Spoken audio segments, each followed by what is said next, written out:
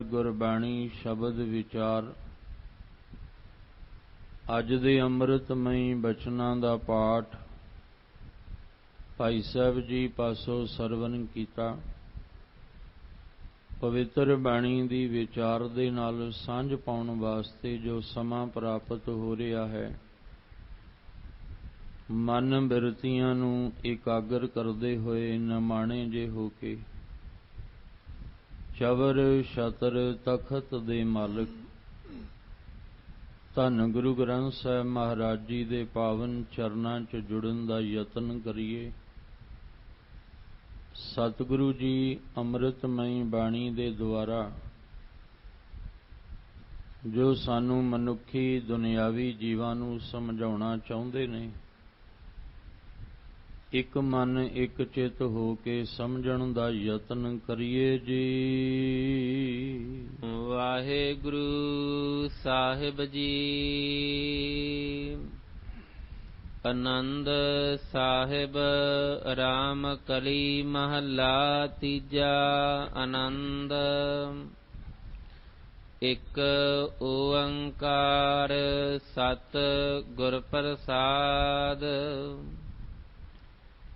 ਇਹੋ ਸੋਹਿਲਾ ਸ਼ਬਦ ਸੁਹਾਵਾ।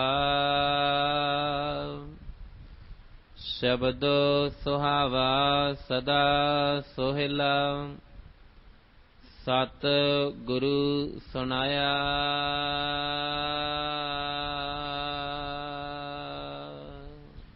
ਆਪ ਜੀ ਰੋਜ਼ਾਨਾ ਇਸ ਅਸਥਾਨ ਤੋਂ ਅੰਮ੍ਰਿਤਮਈ ਬਾਣੀ ਦੀ ਲੜੀਵਾਰ ਵਿਚਾਰ ਦੇ ਨਾਲ ਸਾਂਝ ਪਾਉਂਦੇ ਆ ਰਹੇ ਹੋ। ਆਨੰਦ ਸਾਹਿਬ ਦੀ ਪਵਿੱਤਰ ਬਾਣੀ ਧੰਨ ਗੁਰੂ ਅਮਰਦਾਸ ਪਾਤਸ਼ਾਹ ਜੀ ਵੱਲੋਂ ਉਚਾਰਨ ਕੀਤੀ ਹੋਈ, ਜਿਸ ਦੀ ਲੜੀਵਾਰ ਵਿਚਾਰ ਇਸ ਅਸਥਾਨ ਤੇ ਆਰੰਭ ਹੈ। ਅੱਜ ਦੇ ਅੰਮ੍ਰਿਤਮਈ ਬਚਨਾਂ ਵਿੱਚ ਗੁਰੂ ਅਮਰਦਾਸ ਪਾਤਸ਼ਾਹ ਜੀ ਕਿਰਪਾ ਕਰਦੇ ਨੇ ਕਿ ਅਸੀਂ ਆਤਮਿਕ ਆਨੰਦ ਦੇਣ ਵਾਲਾ ਰਸ ਜਿਹੜਾ ਹੈ ਉਹਨੂੰ ਮਾਣਨ ਵਾਸਤੇ ਗੁਰੂ ਸਾਹਿਬ ਦੇ ਦਰ ਤੇ ਆਏ ਹਾਂ। ਸਰੀਰਕ ਤਲ ਉੱਤੇ ਜਿਹੜਾ ਸੁੱਖ ਸਕੂਨ ਸਾਨੂੰ ਮਿਲਣਾ, ਉਹ ਅਸੀਂ ਪ੍ਰਾਪਤ ਕਰ ਰਹੇ ਹਾਂ। ਸਰੀਰਕ ਤਲ ਤੇ ਸਾਨੂੰ ਆਰਾਮ ਵੀ ਮਿਲਦਾ ਹੈ, ਸੁੱਖ ਵੀ ਮਿਲਦਾ ਹੈ, ਖੁਸ਼ੀਆਂ ਵੀ ਮਿਲਦੀਆਂ ਨੇ, ਪਰ ਉਹ ਕੁਝ ਸਮੇਂ ਵਾਸਤੇ। ਪਰ ਜਿਹੜਾ ਆਤਮਿਕ ਆਨੰਦ ਅਸੀਂ ਪ੍ਰਾਪਤ ਕਰਨਾ ਹੈ ਸਤਿਗੁਰੂ ਜੀ ਦੇ ਦਰ ਤੇ ਆ ਕੇ ਅੰਮ੍ਰਿਤਮਈ ਬਾਣੀ ਦੇ ਨਾਲ ਜੁੜ ਕੇ, ਉਹ ਆਨੰਦ ਸਦਾ ਦਾ ਹੈ। ਜਿਹੜੀਆਂ ਖੁਸ਼ੀਆਂ, ਜਿਹੜਾ ਸੁੱਖ ਅਸੀਂ ਪ੍ਰਾਪਤ ਕਰਨਾ ਹੈ, ਉਹ ਹੈ ਸਦਾ ਦਾ। ਉਹ ਕੁਝ ਪਲ, ਕੁਝ ਸਮੇਂ ਵਾਸਤੇ ਦਾ ਨਹੀਂ। ਦੁਨੀਆ ਦਾ ਰਸ ਜਿਹੜਾ ਅਸੀਂ ਚੱਖਦੇ ਹਾਂ, ਉਹਦਾ ਸਵਾਦ ਥੋੜ੍ਹੇ ਸਮੇਂ ਵਾਸਤੇ ਹੀ ਹੁੰਦਾ ਹੈ। ਪਰ ਜਿਸ ਦਿਨ ਪਰਮੇਸ਼ਵਰ ਦੇ ਨਾਮ ਦਾ ਰਸ ਮਿਲੇਗਾ, ਇਹ ਪਰਮੇਸ਼ਵਰ ਦੇ ਨਾਮ ਦਾ ਰਸ ਐਸਾ ਹੈ ਕਿ ਜਿਹਦਾ ਸਵਾਦ ਕਦੇ ਵੀ ਫਿੱਕਾ ਨਹੀਂ ਪਏਗਾ। ਪਰ ਇਹਦੇ ਵਾਸਤੇ ਸਾਨੂੰ ਅਪਾਰ ਕਿਰਪਾ, ਅਪਾਰ ਬਖਸ਼ਿਸ਼ ਚਾਹੀਦੀ ਹੈ। ਇਹੀ ਕਾਰਨ ਹੈ ਕਿ ਅਸੀਂ ਸਤਿਗੁਰੂ ਜੀ ਦੇ ਦੁਆਰੇ ਸੁੱਖ ਦੀ ਦਾਤ ਲੈਣ ਵਾਸਤੇ ਆਏ ਹਾਂ। ਜਿਹਨੂੰ ਸਮਝ ਆ ਗਈ, ਕਿਉਂਕਿ ਜਿਹਨੂੰ ਸਮਝ ਨਹੀਂ ਆਈ ਉਹ ਤੇ ਮਾਇਆਵੀ ਪਦਾਰਥਾਂ ਵਿੱਚੋਂ ਹੀ ਸੁੱਖ ਪ੍ਰਾਪਤ ਕਰਨ ਦੇ ਵਿੱਚ ਲੱਗਾ ਹੈ। ਪਰ ਮਾਇਆਵੀ ਪਦਾਰਥਾਂ ਵਿੱਚੋਂ ਨਾ ਸੁੱਖ ਮਿਲਿਆ ਤੇ ਨਾ ਕਦੇ ਮਿਲਣਾ ਹੈ। ਸੁੱਖ ਦੀ ਦਾਤ ਮਿਲਣੀ ਆ ਤਾਂ ਸਤਿਗੁਰੂ ਜੀ ਦੇ ਦੁਆਰੇ ਤੇ ਆ ਕੇ ਹੀ ਮਿਲਣੀ ਹੈ। ਜੋ ਆਪ ਜੀ ਨੇ ਕੱਲ ਦੀ ਵਿਚਾਰ ਨੂੰ ਸਰਵਨ ਕੀਤਾ ਸੀ, ਗੁਰੂ ਅਮਰਦਾਸ ਮਹਾਰਾਜ ਜੀ ਨੇ ਕਿਰਪਾ ਕੀਤੀ ਜਿਸਨੂੰ ਕਥਾ ਸੁਣਾਹੇ ਆਪਣੀ ਸੇ ਗੁਰਦੁਆਰੇ ਸੁਖ ਪਾਵਹੀ। ਉਹ ਗੁਰੂ ਦੇ ਦਰ ਤੇ ਆ ਕੇ ਗਿਆਨ ਦੀ ਪ੍ਰਾਪਤੀ ਕਰਕੇ ਹੀ ਸੁਖ ਦੀ ਪ੍ਰਾਪਤੀ ਕਰਦਾ ਹੈ। ਜਿਹਨੂੰ ਪਰਮੇਸ਼ਵਰ ਦੇ ਨਾਮ ਦੀ ਵਿਚਾਰ ਹਾਸਲ ਹੋ ਜਾਂਦੀ ਹੈ। ਕਿਉਂਕਿ ਇੱਥੇ ਆ ਕੇ ਸਾਨੂੰ ਮਿਲਣਾ ਹੈ ਸ਼ਬਦ, ਉਹ ਸ਼ਬਦ ਜਿਹੜਾ ਧੁਰੋਂ ਆਇਆ ਹੈ, ਜਿਹੜਾ ਆਤਮਿਕ ਆਨੰਦ ਦਾ ਰਸ ਦੇਣ ਵਾਲਾ ਹੈ। ਅਸੀਂ ਉਸ ਸ਼ਬਦ ਦੇ ਨਾਲ ਜੁੜ ਕੇ ਅਕਾਲ ਪੁਰਖ ਪਰਮੇਸ਼ਵਰ ਦੀ ਸਿਫਤੋ ਸਲਾਹ ਕਰਨੀ ਹੈ, ਉਹਦੀ ਵਡਿਆਈ, ਉਹਦੇ ਗੁਣ ਗਾਉਣੇ ਆ। ਪਰ ਗੁਣ ਗਾਉਂਦਿਆਂ ਹੋਇਆਂ, ਸਿਫਤ ਸਲਾਹ ਕਰਦਿਆਂ ਹੋਇਆਂ ਇਹ ਵੀ ਨਹੀਂ ਸਮਝ ਲੈਣਾ ਕਿ ਜਿਵੇਂ ਦੁਨਿਆਵੀ ਗੀਤ ਹੁੰਦੇ ਨੇ, ਇਹ ਵੀ ਇੱਕ ਗੀਤ ਦੀ ਤਰ੍ਹਾਂ ਹੈ। ਇਹਨੂੰ ਗਾਉਣ ਲੱਗਿਆਂ, ਇਹਦੀ ਸਿਫਤ ਸਲਾਹ ਕਰਨ ਲੱਗਿਆਂ ਇੱਕ ਗੱਲ ਨੂੰ ਆਪਾਂ ਧਿਆਨ ਵਿੱਚ ਰੱਖ ਕੇ ਚੱਲਣਾ ਕਿ ਲੋਕ ਜਾਣੈ ਇਹ ਗੀਤ ਹੈ, ਇਹ ਤੋਂ ਬ੍ਰਹਮ ਵਿਚਾਰ। ਇਹ ਗੀਤ ਨਹੀਂ, ਇਹ ਬ੍ਰਹਮ ਦੀ ਵਿਚਾਰ ਹੈ। ਇਸ ਬ੍ਰਹਮ ਦੀ ਵਿਚਾਰ ਦੇ ਵਿੱਚ ਅਸੀਂ ਉਹਦੇ ਗੁਣ ਗਾਉਣੇ ਨੇ, ਅਸੀਂ ਸਿਫਤ ਵਿੱਚ ਜੁੜਨਾ ਹੈ। ਹੋਵੇ ਸਿਫਤ ਖਸਮ ਦੀ ਨੂਰ, ਅਰਸੋਂ ਕੁਰਸੋਂ ਝਟੀਐ ਤੁਧ ਡਿਠੈ ਸੱਚੇ ਪਾਤਸ਼ਾਹ ਮਲ, ਜਨਮ ਜਨਮ ਦੀ ਕੱਟੀਐ। ਸਿਫਤ ਵਿੱਚ ਜੁੜਨਾ ਹੈ, ਪਰ ਇਹ ਵਿਚਾਰ ਮਨ ਵਿੱਚ ਰੱਖ ਕੇ ਕਿ ਇਹ ਬ੍ਰਹਮ ਦੀ ਵਿਚਾਰ ਹੈ। ਅਸੀਂ ਗੁਣ ਗਾਉਣੇ ਨੇ। ਸੰਤ ਜਨਾਂ ਮਿਲ ਹਰ ਜਸ ਗਾਇਓ, ਗਾਉਣਾ ਹੈ ਅਸੀਂ, ਪਰ ਇਹਨੂੰ ਇਹ ਦੁਨਿਆਵੀ ਗੀਤ ਸਮਝ ਕੇ ਨਹੀਂ ਗਾਉਣਾ। ਅਸੀਂ ਗਾਉਣਾ ਕਿ ਇਹਦੇ ਵਿੱਚ ਆਤਮਿਕ ਰਸ ਹੈ, ਜਿਹੜਾ ਸਾਡੇ ਆਤਮਿਕ ਜੀਵਨ ਨੂੰ ਆਨੰਦ ਦੇਣ ਵਾਲਾ ਹੈ। ਅਸੀਂ ਆਪਣਾ ਸਫ਼ਰ ਸ਼ੁਰੂ ਕੀਤਾ ਹੈ ਆਨੰਦ ਤੱਕ ਪਹੁੰਚਣ ਵਾਸਤੇ, ਤੇ ਉਸ ਆਨੰਦ ਨੂੰ ਮਾਣਨ ਲਈ ਸਾਨੂੰ ਬ੍ਰਹਮ ਦੀ ਵਿਚਾਰ ਨੂੰ ਧਿਆਨ ਵਿੱਚ ਰੱਖਣਾ ਪਏਗਾ। ਇਹੀ ਕਾਰਨ ਹੈ ਕਿ ਸਾਨੂੰ ਗੁਰਬਾਣੀ ਜਿਹੜੀ ਹੈ ਰਾਗ ਦੇ ਆਧਾਰ ਤੇ ਬਖਸ਼ੀ ਹੈ। ਰਾਗ ਦਾ ਦੂਸਰਾ ਨਾਮ ਹੈ ਪ੍ਰੇਮ, ਕਿ ਜਦੋਂ ਤੁਸੀਂ ਪ੍ਰੇਮ ਦੇ ਵਿੱਚ ਰਾਗ ਦੇ ਆਧਾਰ ਤੇ ਇਸ ਸ਼ਬਦ ਨੂੰ ਗਾਇਨ ਕਰੋਗੇ ਤਾਂ ਤੁਹਾਡੇ ਜੀਵਨ ਅੰਦਰ ਉਹ ਆਤਮਿਕ ਆਨੰਦ ਦੇਣ ਵਾਲਾ ਰਸ ਪ੍ਰਾਪਤ ਹੋਏਗਾ। ਪਰ ਸਮੇਂ ਦੇ ਬਦਲਾਵ ਨਾਲ ਸਾਡੇ ਜੀਵਨ ਵਿੱਚ ਵੀ ਐਸਾ ਬਦਲਾਵ ਆ ਗਿਆ ਕਿ ਅਸੀਂ ਸ਼ਬਦ ਗਾ ਤੇ ਰਹੇ ਹਾਂ। ਅਸੀਂ ਸ਼ਬਦ ਜਿਹੜਾ ਉਹ ਗਾਇਨ ਕੀਤਾ ਹੋਇਆ ਸੁਣ ਤੇ ਰਹੇ ਹਾਂ। ਹੁਣ ਉਹ ਗਾਉਣਾ ਔਰ ਸੁਣਨਾ, ਇਹਨਾਂ ਦੋਵਾਂ ਦੇ ਵਿੱਚ ਹੋਣਾ ਕੀ ਚਾਹੀਦਾ ਸੀ? ਇਹ ਧਿਆਨ ਕਿ ਮੈਂ ਆਤਮਿਕ ਆਨੰਦ ਦਾ ਰਸ ਲੈਣਾ ਹੈ। ਪਰ ਹੋਇਆ ਕਿ ਅਸੀਂ ਇਹਨੂੰ ਗੀਤ ਦੇ ਆਧਾਰ ਤੇ ਜਦੋਂ ਗਾਇਆ ਤੇ ਸੁਣਿਆ, ਹੁਣ ਉਹ ਜਿਹੜਾ ਗੀਤ ਸੀ, ਧਿਆਨ ਸਾਡਾ ਉਸ ਗੀਤ ਵੱਲ ਚਲਾ ਗਿਆ ਜਿਹਦੀ ਧੁਨ ਵੱਜ ਰਹੀ ਹੈ, ਜਿਹਦੀ ਤਰਜ ਹੈ, ਜਿਹਦੀ ਟਿਊਨ ਚੱਲ ਰਹੀ ਹੈ। ਲੈਣਾ ਅਸੀਂ ਆਤਮਿਕ ਆਨੰਦ ਰਸ ਸੀ, ਪਰ ਅਸੀਂ ਪਹੁੰਚ ਕਿਤੇ ਹੋਰ ਗਏ। ਸਾਡੀ ਸੁਰਤ ਕਿਤੇ ਹੋਰ ਚਲੀ ਗਈ, ਸਾਡਾ ਧਿਆਨ ਕਿਤੇ ਹੋਰ ਚਲਾ ਗਿਆ। ਅਸੀਂ ਨਿਰੰਕਾਰ ਦੇ ਨਾਲ ਧਿਆਨ ਜੋੜ ਹੀ ਨਾ ਸਕੇ। ਜਾਂ ਇਸ ਤਰ੍ਹਾਂ ਕਹਿ ਲਵਾਂ ਕਿ ਸਭ ਕਹਿੰਦੇ ਗੁਰਦੁਆਰੇ ਸੁਖ ਪਾਵੇ, ਬੈਠੇ ਤੇ ਆਪਾਂ ਗੁਰੂਦੁਆਰੇ ਹੀ ਹਾਂ, ਪਰ ਜਿਹੜਾ ਅਸੀਂ ਸੁਣ ਰਹੇ ਹਾਂ ਉਹਦੀ ਸਿਫਤ ਨੂੰ ਗਾਇਆ ਜਾ ਰਿਹਾ ਹੈ, ਉਹਦੇ ਗੁਣ ਗਾਏ ਜਾ ਰਹੇ ਆ, ਪਰ ਜਿਸ ਆਧਾਰ ਤੇ ਗਾਏ ਜਾ ਰਹੇ ਨੇ ਉਹ ਤਾਂ ਕਿਸੇ ਗਾਉਣ ਵਾਲੇ ਵੱਲ ਧਿਆਨ ਲੈ ਜਾ ਰਿਹਾ, ਉਹ ਤਾਂ ਕਿਸੇ ਫਿਲਮ ਵੱਲ ਸਾਡਾ ਧਿਆਨ ਲੈ ਜਾ ਰਿਹਾ, ਉਹ ਤਾਂ ਸਾਡੇ ਧਿਆਨ ਦਿਮਾਗ ਵਿੱਚ ਨੱਚਣਾ ਟੱਪਣਾ ਜਿਹੜਾ ਉਹ ਆ ਰਿਹਾ, ਸੀਨ ਕੋਈ ਹੋਰ ਚੱਲ ਪਿਆ। ਜਦੋਂ ਕੋਈ ਸੀਨ ਹੋਰ ਚੱਲ ਪਿਆ ਤੇ ਅਸੀਂ ਗੁਰੂਦੁਆਰੇ ਬੈਠ ਕੇ ਵੀ ਅਸੀਂ ਗੁਰੂਦੁਆਰੇ ਨਹੀਂ ਬੈਠੇ ਹਾਂ, ਕਿਉਂਕਿ ਸਾਡੀ ਸੁਰਤ ਕਿਤੇ ਹੋਰ ਲੈ ਗਈ, ਸਾਡਾ ਧਿਆਨ ਸਾਨੂੰ ਕਿਤੇ ਹੋਰ ਲੈ ਗਿਆ। ਅਸੀਂ ਆਤਮਿਕ ਆਨੰਦ ਰਸ ਲੈਣ ਦੇ ਨੇੜੇ ਪਹੁੰਚੇ ਸਾਂ, ਪਰ ਨੇੜੇ ਪਹੁੰਚ ਕੇ ਵੀ ਅਸੀਂ ਦੂਰ ਹੋ ਗਏ। ਕਿਉਂ? ਕਿਉਂਕਿ ਸਾਡੇ ਦਿਮਾਗ ਵਿੱਚ ਫਿਰ ਉਹੀ ਨੱਚਣਾ ਟੱਪਣਾ ਆ ਗਿਆ। ਕਿਉਂ ਆ ਗਿਆ? ਕਿਉਂਕਿ ਉਹਨੂੰ ਗਾਇਆ ਹੀ ਉਸ ਆਧਾਰ ਤੇ ਗਿਆ ਹੈ।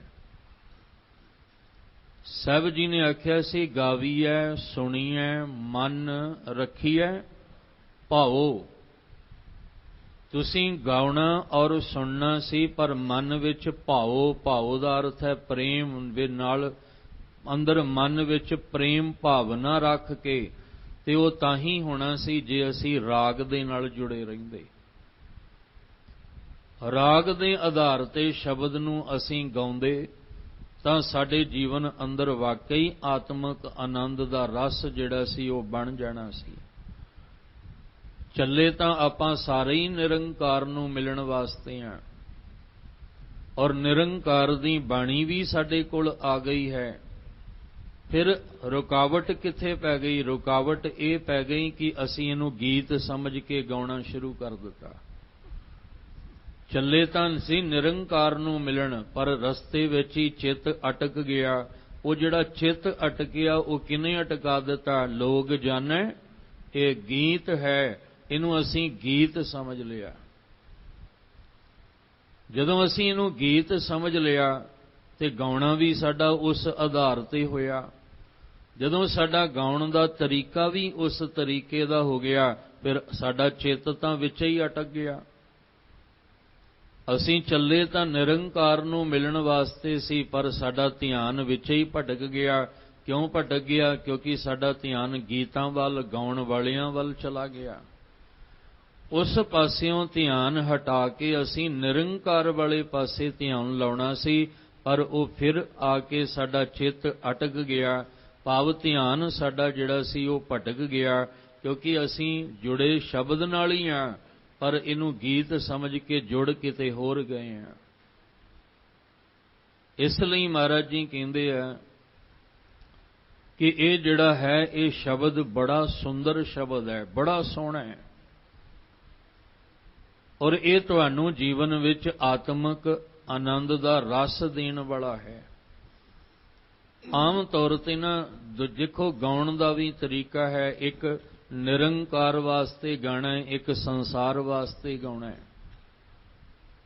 ਇਹ ਵੀ ਧਿਆਨ ਵਿੱਚ ਰੱਖ ਕੇ ਚੱਲਣਾ। ਜਿਹੜਾ ਦੁਨਿਆਵੀ ਜਿਹੜਾ ਗਾਉਣਾ ਹੈ ਨਾ, ਉਹ ਦੁੱਖ ਵਿੱਚ ਹੋਰ ਹੈ, ਸੁੱਖ ਵਿੱਚ ਹੋਰ ਹੈ।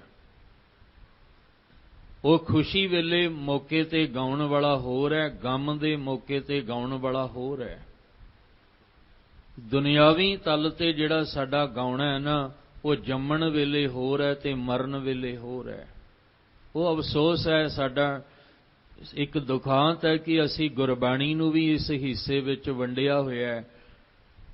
ਪਰ ਉੱਥੇ ਕਿਵੇਂ ਵੰਡੋਗੇ ਜਿਸ ਘਰ ਦੇ ਵਿੱਚ ਮੰਨ ਲਓ ਕਿ ਕਿਸੇ ਜਵਾਨ ਧੀ ਪੁੱਤਰ ਦਾ ਵਿਆਹ ਹੈ, ਤੇ ਤੁਸੀਂ ਆਪਣੇ ਘਰ ਦੇ ਵਿੱਚ ਸੰਪੂਰਨ ਗੁਰੂ ਗ੍ਰੰਥ ਸਾਹਿਬ ਜੀ ਦੀ ਬਾਣੀ ਦਾ ਪਾਠ ਕਰਾਓ, ਸਹਿਜ ਪਾਠ ਕਰੋ ਜਾਂ ਅਖੰਡ ਪਾਠ ਸਾਹਿਬ ਕਰੋ। ਜਦੋਂ ਉਹ ਸੰਪੂਰਨ ਪਾਠ ਕਰੋਗੇ, ਉਹਦੇ ਵਿੱਚ ਤੇ ਗੁਰੂ ਰਾਮਦਾਸ ਪਾਤਸ਼ਾਹ ਜੀ ਦੇ ਸੂਹੀ ਰਾਗ ਦੇ 4 ਲਾਵਾਂ ਦੇ ਸ਼ਬਦ ਵੀ ਉਹਦੇ ਵਿੱਚ ਆਉਣਗੇ, ਪਰ ਉਹਦੇ ਨਾਲ ਨਾਲ ਅਲਾਣੀਆਂ ਦਾ ਪਾਠ ਵੀ ਆਏਗਾ। ਜਿਸ ਘਰ ਦੇ ਵਿੱਚ ਵਿਆਹ ਦੀਆਂ ਤਿਆਰੀਆਂ ਹੋ ਰਹੀਆਂ ਨੇ, ਉਸ ਘਰ ਵਿੱਚ ਰਾਮਕਲੀ ਸੱਦ ਵੀ ਪੜ੍ਹਿਆ ਜਾਏਗਾ। ਜਿਸ ਘਰ ਦੇ ਵਿੱਚ ਤੁਸੀਂ ਵਿਆਹ ਦੀਆਂ ਤਿਆਰੀਆਂ ਕੀਤੀਆਂ ਔਰ ਜਿਸ ਦਿਨ ਸਮਾਪਤੀ ਹੋਣੀ ਹੈ, ਉਸ ਦਿਨ ਬਕਾਇਦਾ ਆਪਾਂ ਖੁਸ਼ੀਆਂ ਨੂੰ ਧਿਆਨ ਵਿੱਚ ਰੱਖ ਕੇ ਜੁੜਦੇ ਹਾਂ ਕਿ ਅੱਜ ਬੜਾ ਸਾਡਾ ਖੁਸ਼ੀਆਂ ਦਾ ਦਿਨ ਹੈ। ਤੇ ਉਸ ਦਿਨ ਗੁਰੂ ਤੇਗ ਬਹਾਦਰ ਸਾਹਿਬ ਦੇ ਸ਼ਲੋਕ ਆਪਾਂ ਜਦੋਂ ਸੁਣਦੇ ਹਾਂ, ਤੇ ਮਹਾਰਾਜ ਕਹਿੰਦੇ ਜੋ ਉਪਜਿਓ ਸੋ ਬਿਨਸ ਹੈ। ਪਰ ਅਸੀਂ ਤੇ ਬੈਠੇ ਹਾਂ ਵਿਆਹ ਦੀ ਖੁਸ਼ੀ ਵਿੱਚ। ਆਪਾਂ ਜਿਹੜੇ ਸਮਾਗਮ ਵਿੱਚ ਬੈਠੇ ਹਾਂ, ਉੱਥੇ ਤੇ ਵਿਆਹ ਸ਼ਗਨ ਲੱਗਣਾ, ਉੱਥੇ ਤੇ ਖੁਸ਼ੀਆਂ ਦਾ ਮਾਹੌਲ ਬਣਿਆ ਹੋਇਆ ਹੈ। ਪਰ ਉੱਥੇ ਪੜ੍ਹਿਆ ਜਾਏਗਾ ਜੋ ਉਪਜਿਓ ਸੋ ਬਿਨਸ ਹੈ, ਪਰੋਂ ਆਜ ਕੇ ਕਾਲ ਨਾਨਕ ਹਰ ਗੁਣ ਗਾਏ ਲੈ ਛਾੜ ਸਗਲ ਜੰਜਾਲ। ਉੱਥੇ ਪੜ੍ਹਿਆ ਜਾਏਗਾ ਚਿੰਤਾ ਤਾਂ ਕੀ ਕੀਜੀਐ ਜੋ ਅਨਹੋਣੀ ਹੋਏ, ਇਹ ਮਾਰਗ ਸੰਸਾਰ ਕੋ ਨਾਨਕ ਥਿਰ ਨਹੀਂ ਕੋਏ। ਉੱਥੇ ਇਹ ਪੜ੍ਹਿਆ ਜਾਏਗਾ ਕਿ ਗੁਣ ਗੋਬਿੰਦ ਗਾਇਓ ਨਹੀਂ ਜਨਮ ਅਕਾਰਥ ਕੀਨ। ਪਰ ਅਸੀਂ ਕੁਛ ਨਹੀਂ ਉੱਥੇ ਬੋਲ ਸਕਾਂਗੇ। ਕਿਉਂ? ਕਿਉਂਕਿ ਪਤਾ ਹੈ ਕਿ ਗੁਰਬਾਣੀ ਜਿਹੜੀ ਅਸੀਂ ਗੁਰਬਾਣੀ ਦਾ ਪਾਠ ਕਰ ਰਹੇ ਹਾਂ ਜਾਂ ਕਰਵਾ ਰਹੇ ਹਾਂ, ਉਹਦੇ ਵਿੱਚ ਸਾਨੂੰ ਅਲਾਣੀਆਂ ਦਾ ਪਾਠ ਵੀ ਸੁਣਨਾ ਪਏਗਾ, ਉਹਦੇ ਵਿੱਚ ਸਾਨੂੰ ਆਨੰਦ ਸਾਹਿਬ ਦੀ ਬਾਣੀ ਵੀ ਸੁਣਨੀ ਪਏਗੀ, ਉਹਦੇ ਵਿੱਚ ਸਾਨੂੰ ਲੱਖ ਖੁਸ਼ੀਆਂ ਪਾਤਸ਼ਾਹੀਆਂ ਜੇ ਸਤਿਗੁਰ ਨਜ਼ਰ ਕਰੇ ਦਾ ਸ਼ਬਦ ਵੀ ਸੁਣਨਾ ਪਏਗਾ। ਕਿਉਂ? ਕਿਉਂਕਿ ਪਤਾ ਹੈ ਕਿ ਇਹ ਗੁਰਬਾਣੀ ਜਿਹੜੀ ਹੈ ਇਹ ਸਾਨੂੰ ਦੁੱਖ ਔਰ ਸੁੱਖ ਦੇ ਵਿੱਚ ਇੱਕ ਕਰਨ ਵਾਸਤੇ ਹੈ। ਇਹ ਸਾਨੂੰ ਖੁਸ਼ੀ ਔਰ ਗਮ ਦੇ ਵਿੱਚ ਇੱਕ ਬਰਾਬਰ ਰੱਖਣ ਵਾਸਤੇ। ਕਿਸੇ ਦੇ ਘਰ ਜਵਾਨ ਮੌਤ ਹੋਈ ਹੋਵੇ ਤੇ ਉੱਥੇ ਆਪਾਂ ਇਹ ਜਿਹੜਾ ਪਾਠ ਜਦੋਂ ਚੱਲੇ, ਫਿਰ ਬੇਨਤੀ ਕਰਾਂ ਪਾਠ ਕਰੀਏ ਜਾਂ ਕਰਵਾਈਏ ਤਾਂ ਉੱਥੇ ਜਿਹੜਾ ਉਹ ਅਸੀਂ ਇਹ ਸ਼ਬਦ ਵੀ ਪੜਾਂਗੇ, ਲੱਖ ਖੁਸ਼ੀਆਂ ਪਾਤਸ਼ਾਹੀਆਂ। ਪਰ ਜਿਸ ਘਰ 'ਚ ਪੜਿਆ ਉਸ ਘਰ 'ਚ ਤਾਂ ਜਵਾਨ ਮੌਤ ਹੋਈ ਹੈ, ਮਾਂ-ਬਾਪ ਨੂੰ ਤੇ ਬੜਾ ਵੱਡਾ ਦੁੱਖ ਲੱਗਾ ਹੋਇਆ ਹੈ। ਪਰ ਪਾਠ ਕਰਦਿਆਂ ਕਰਦਿਆਂ ਸ਼ਬਦ ਤੇ ਇਹ ਆਇਆ। ਉੱਥੇ ਤਾਂ ਜਿਹੜਾ ਅਸੀਂ ਚਾਰ ਲਾਵਾਂ ਦਾ ਪਾਠ ਜਿਹੜਾ ਸੂਹੀ ਰਾਗ ਦੇ ਵਿੱਚ ਉਹਨੂੰ ਅਸੀਂ ਪੜ੍ਹ ਰਹੇ ਹਾਂ, ਪਰ ਸਾਹਮਣੇ ਪਰਿਵਾਰ ਦੇ ਹਿਰਦੇ ਵਿੱਚ ਬੜਾ ਦੁੱਖ ਹੈ ਕਿ ਘਰ ਵਿੱਚ ਜਵਾਨ ਪੁੱਤਰ ਜਿਹੜਾ ਸੀ ਉਹ ਚਲਾ ਗਿਆ। ਕਿਉਂ? ਕਿਉਂਕਿ ਗੁਰਬਾਣੀ ਸਾਨੂੰ ਦੁੱਖ ਔਰ ਸੁੱਖ ਦੇ ਵਿੱਚ ਇੱਕ ਕਰਦੀ ਹੈ। ਜਿਹੜੇ ਦੁਨਿਆਵੀ ਗੀਤ ਨੇ ਉਹ ਦੁਨਿਆਵੀ ਗੀਤਾਂ ਵਿੱਚ ਇਸ ਤਰ੍ਹਾਂ ਨਹੀਂ ਚੱਲੇਗਾ। ਉਹ ਸੁੱਖ ਵਿੱਚ ਸੁੱਖ ਦਾ ਗੀਤ ਗਾਇਆ ਜਾਣਾ, ਦੁੱਖ ਵਿੱਚ ਦੁੱਖ ਦਾ ਗਾਇਆ ਜਾਣਾ, ਜੰਮਣ ਦੇ ਮੌਕੇ ਜੰਮਣ ਦਾ ਗਾਇਆ ਜਾਣਾ, ਮਰਨ ਦੇ ਮੌਕੇ ਮਰਨ ਦਾ ਗਾਇਆ ਜਾਣਾ। ਅਸੀਂ ਵੀ ਗੁਰਬਾਣੀ ਨੂੰ ਇਸ ਹਿੱਸੇ ਵਿੱਚ ਵੰਡਿਆ ਹੋਇਆ ਕੋਈ ਸ਼ੱਕ ਨਹੀਂ। ਕਈ ਥਾਂ ਤੇ ਐਸਾ ਵੀ ਵੇਖਣ ਨੂੰ ਮਿਲਦਾ ਹੈ, ਮਾਫ ਕਰਨਾ, ਕਿ ਅਸੀਂ ਜੇ ਕਿਤੇ ਘਰ ਦੇ ਵਿੱਚ ਮੌਤ ਦਾ ਕੋਈ ਐਸਾ ਮਾਹੌਲ ਬਣਿਆ ਹੋਵੇ ਤੇ ਸਮਾਪਤੀ ਤੋਂ ਬਾਅਦ ਹੁਕਮ ਲੈਣਾ ਹੋਵੇ ਤੇ ਬੰਦਾ ਕਹਿੰਦਾ ਵੀ ਉਹੀ ਹੁਕਮ ਮੈਂ ਪਹਿਲਾਂ ਕੱਢ ਕੇ ਰੱਖ ਦਿਆਂ ਜਿਹੜਾ ਇਸ ਮਾਹੌਲ ਦੇ ਮੁਤਾਬਕ ਢੁਕਦਾ ਹੋਵੇ। ਪਰ ਜਿਹੜਾ ਹੁਕਮ ਸੀ ਉਹ ਸਾਡਾ ਤੁਹਾਡਾ ਨਹੀਂ ਸੀ, ਉਹ ਹੁਕਮ ਤਾਂ ਗੁਰੂ ਸਾਹਿਬ ਦਾ ਸੀ। ਪਰ ਤਕਰੀਬਨ ਉੱਥੇ ਕੀ ਹੁੰਦਾ ਹੈ, ਅਸੀਂ ਗੁਰੂ ਤੇਗ ਬਹਾਦਰ ਸਾਹਿਬ ਦਾ ਹੁਕਮ ਹੀ ਜਿਹੜਾ ਉਹ ਕੱਢ ਕੇ ਸੁਣਾਉਂਦੇ ਹਾਂ ਤਾਂ ਕਿ ਇਸ ਮਾਹੌਲ ਦੇ ਮੁਤਾਬਕ ਇਹ ਸੁਣਾਇਆ ਤੇ ਆਖਿਆ ਵੀ ਗੁਰੂ ਸਾਹਿਬ ਨੇ ਹੁਕਮ ਵੀ ਇਹੀ ਦਿੱਤਾ ਹੈ।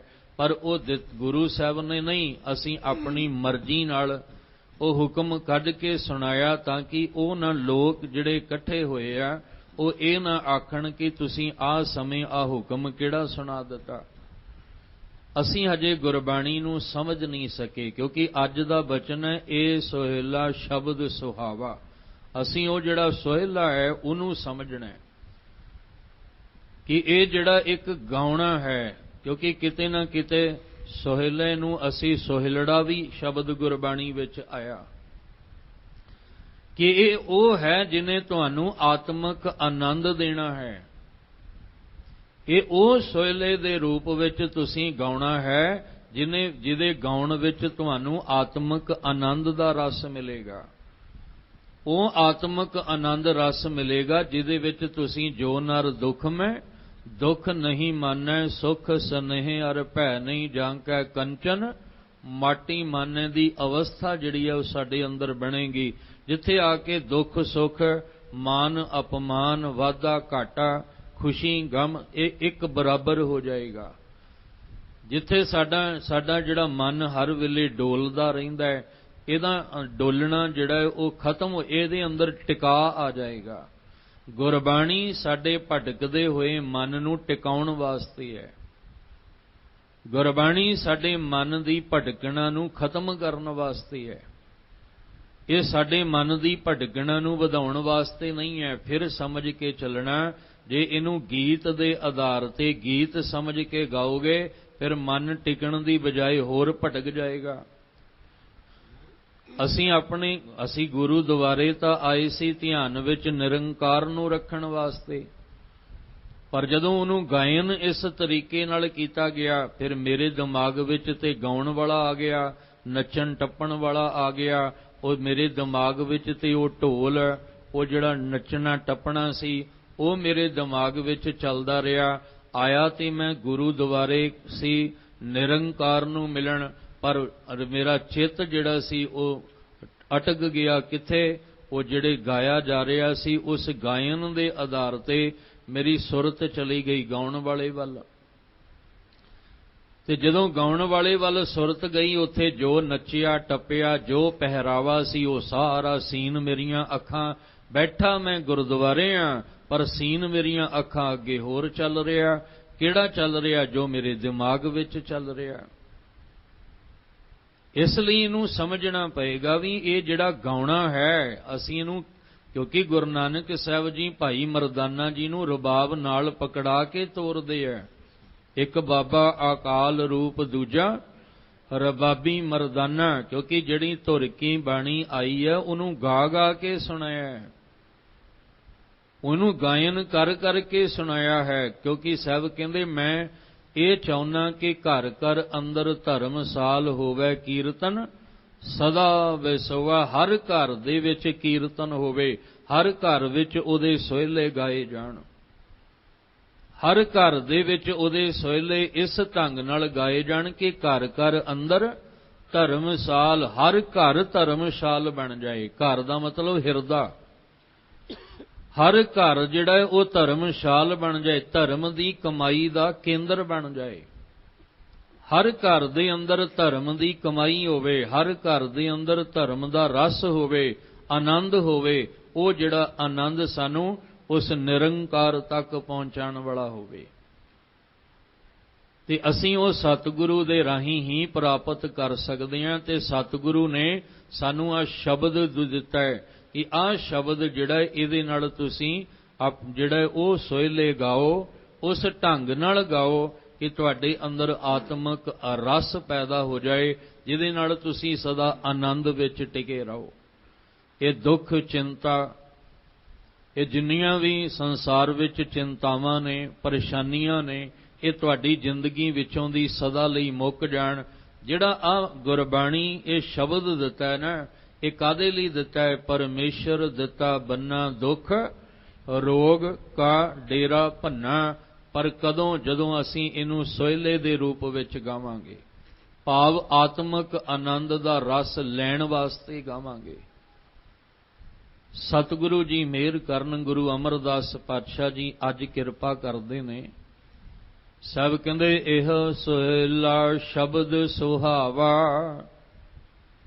ਸਤਿਗੁਰੂ ਜੀ ਦਾ ਬਖਸ਼ਿਆ ਹੋਇਆ ਇਹ ਜਿਹੜਾ ਸ਼ਬਦ ਹੈ, ਇਹ ਬੜਾ ਸੁਹਾਵਾ ਦਾ ਅਰਥ ਸੋਹਣਾ ਹੈ, ਜਿਹੜਾ ਤੁਹਾਨੂੰ ਸੁੱਖ ਦੇਣ ਵਾਲਾ ਹੈ, ਜਿਹੜਾ ਤੁਹਾਨੂੰ ਅੰਦਰੋਂ ਸੁਹਾਵਣਾ ਬਣਾ ਦੇਣ ਵਾਲਾ ਹੈ, ਜਿਹੜਾ ਤੁਹਾਡੀ ਜ਼ਿੰਦਗੀ ਨੂੰ ਅੰਦਰੋਂ ਸਵਾਰ ਦੇਣ ਵਾਲਾ ਹੈ।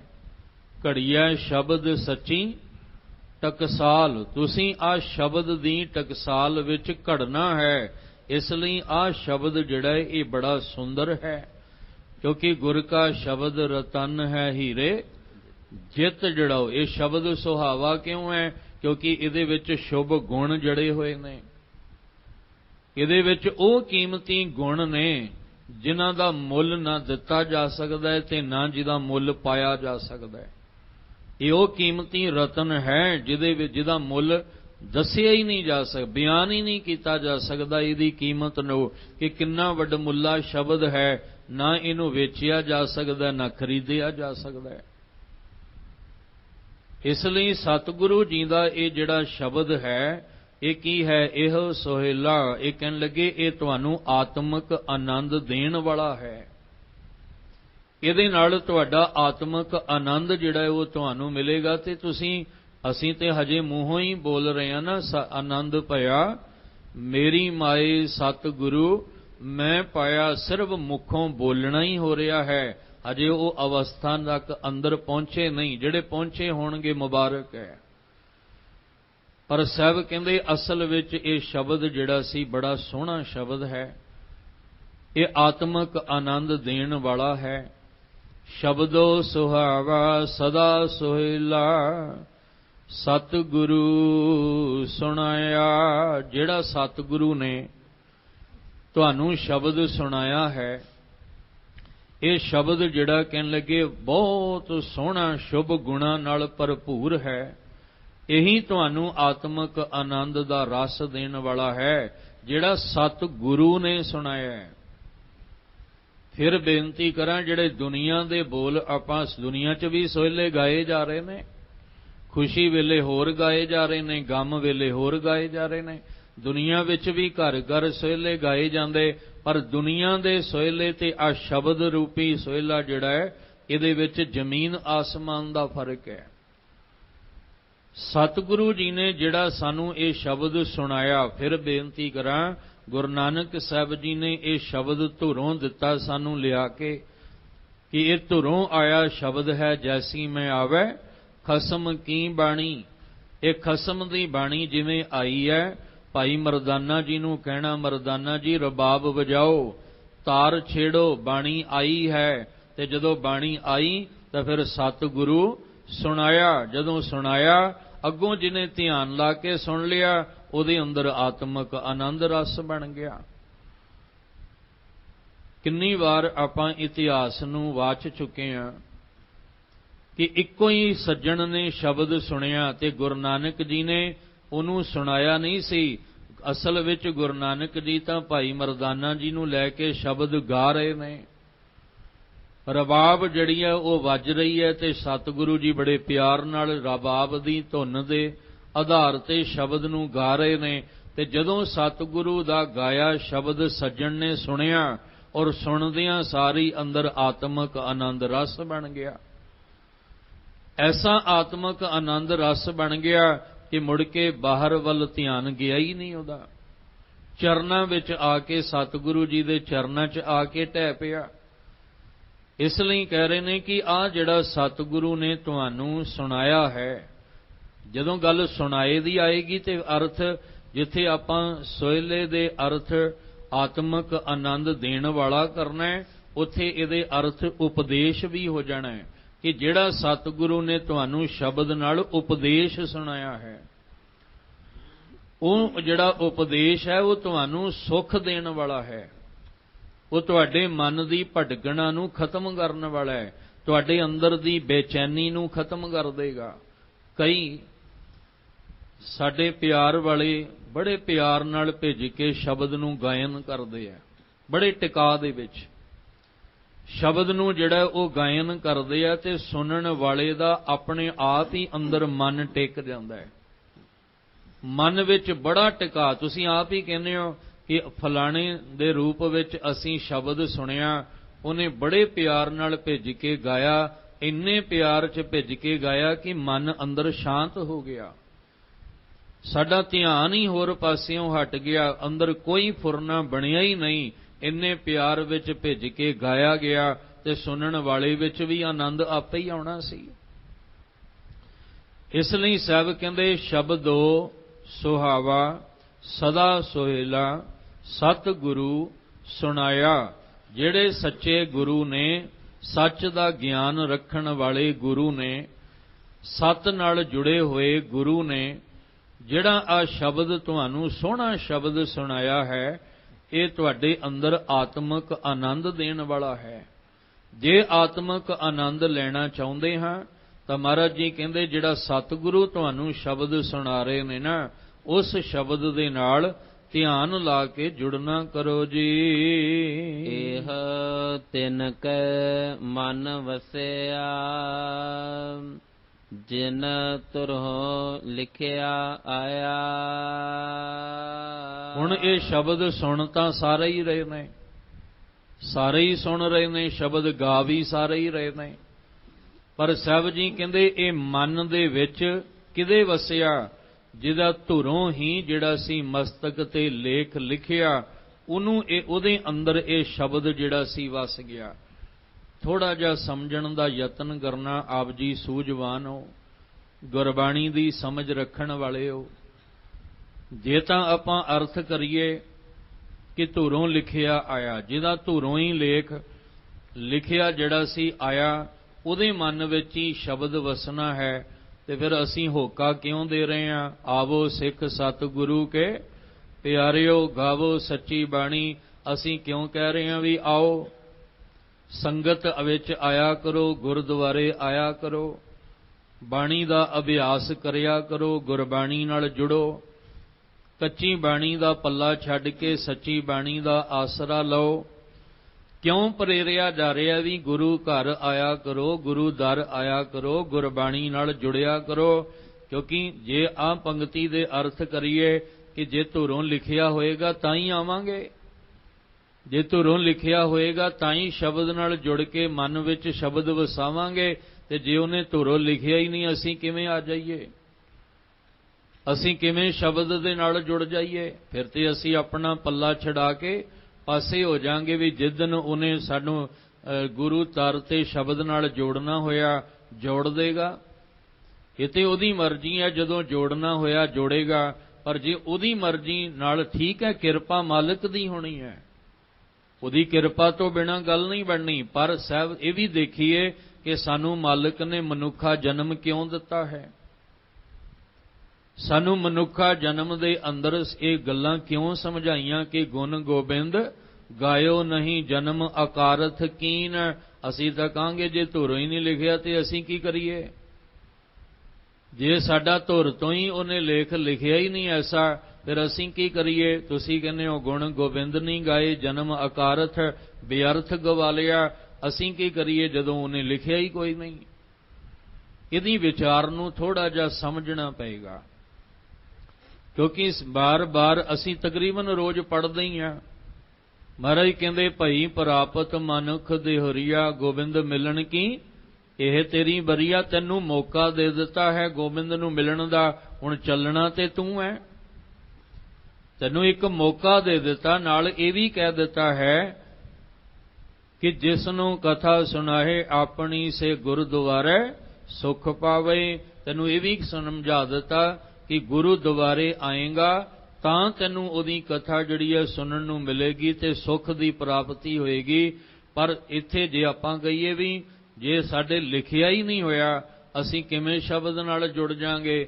ਅਸਲ ਵਿੱਚ ਇਹਦਾ ਅਰਥ ਇਹ ਹੈ ਕਿ ਜਿਨ ਧੁਰੋਂ ਲਿਖਿਆ ਆਇਆ, ਆਇਆ ਭਾਵ ਕਿ ਉਹਦੀ ਕਲਮ ਤਾਂ ਹਰ ਵੇਲੇ ਚੱਲ ਰਹੀ ਹੈ, ਹਰ ਵੇਲੇ ਉਹਦੀ ਕਲਮ ਚੱਲ ਰਹੀ ਹੈ। ਪੂਰਬ ਦਾ ਅਰਥ ਹੁੰਦਾ ਪਹਿਲਾਂ, ਜਿਨੇ ਆ ਕੇ ਗੁਰੂ ਦੇ ਦੁਆਰੇ ਇਹ ਅਰਦਾਸ ਕੀਤੀ। ਧਿਆਨ ਲਾ ਕੇ ਸਮਝ ਲੈਣਾ, ਜਿਨੇ ਆ ਕੇ ਗੁਰੂ ਸਾਹਿਬ ਦੇ ਦਰ ਤੇ ਇਹ ਅਰਦਾਸ ਕੀਤੀ ਹੈ ਕਿ ਵਿਸਰ ਨਹੀਂ ਦਾਤਾਰ ਆਪਣਾ ਨਾਮ ਦੇਹੋ ਗੁਣ ਗਾਵਾਂ, ਦਿਨ ਰਾਤ ਨਾਨਕ ਚਾਉ ਇਹੋ। ਜਿਨੇ ਆ ਕੇ ਅਰਦਾਸ ਕੀਤੀ ਹੈ ਕਿ ਜਿਹਨੂੰ ਸਤਿਗੁਰੂ ਸੱਜਣ ਮਿਲ ਗਿਆ, ਨਾਨਕ ਨਾਮ ਮਿਲੇ ਤਾਂ ਜੀਵਾਂ ਤਨ ਮਨ ਥੀਵੈ ਹਰਿਆ। ਜਿਹਨੇ ਆ ਕੇ ਪਹਿਲਾਂ ਇਹ ਦਾਤ ਮੰਗੀ ਹੈ, ਉਹਨੇ ਮਨ ਵਿੱਚ ਆ ਕੇ ਸ਼ਬਦ ਵਸਦਾ ਹੈ। ਜਿਹਨੇ ਦਾਤ ਮੰਗੀ ਨਹੀਂ ਉਹਨੂੰ ਕਿਵੇਂ ਮਿਲ ਜਾਏਗਾ?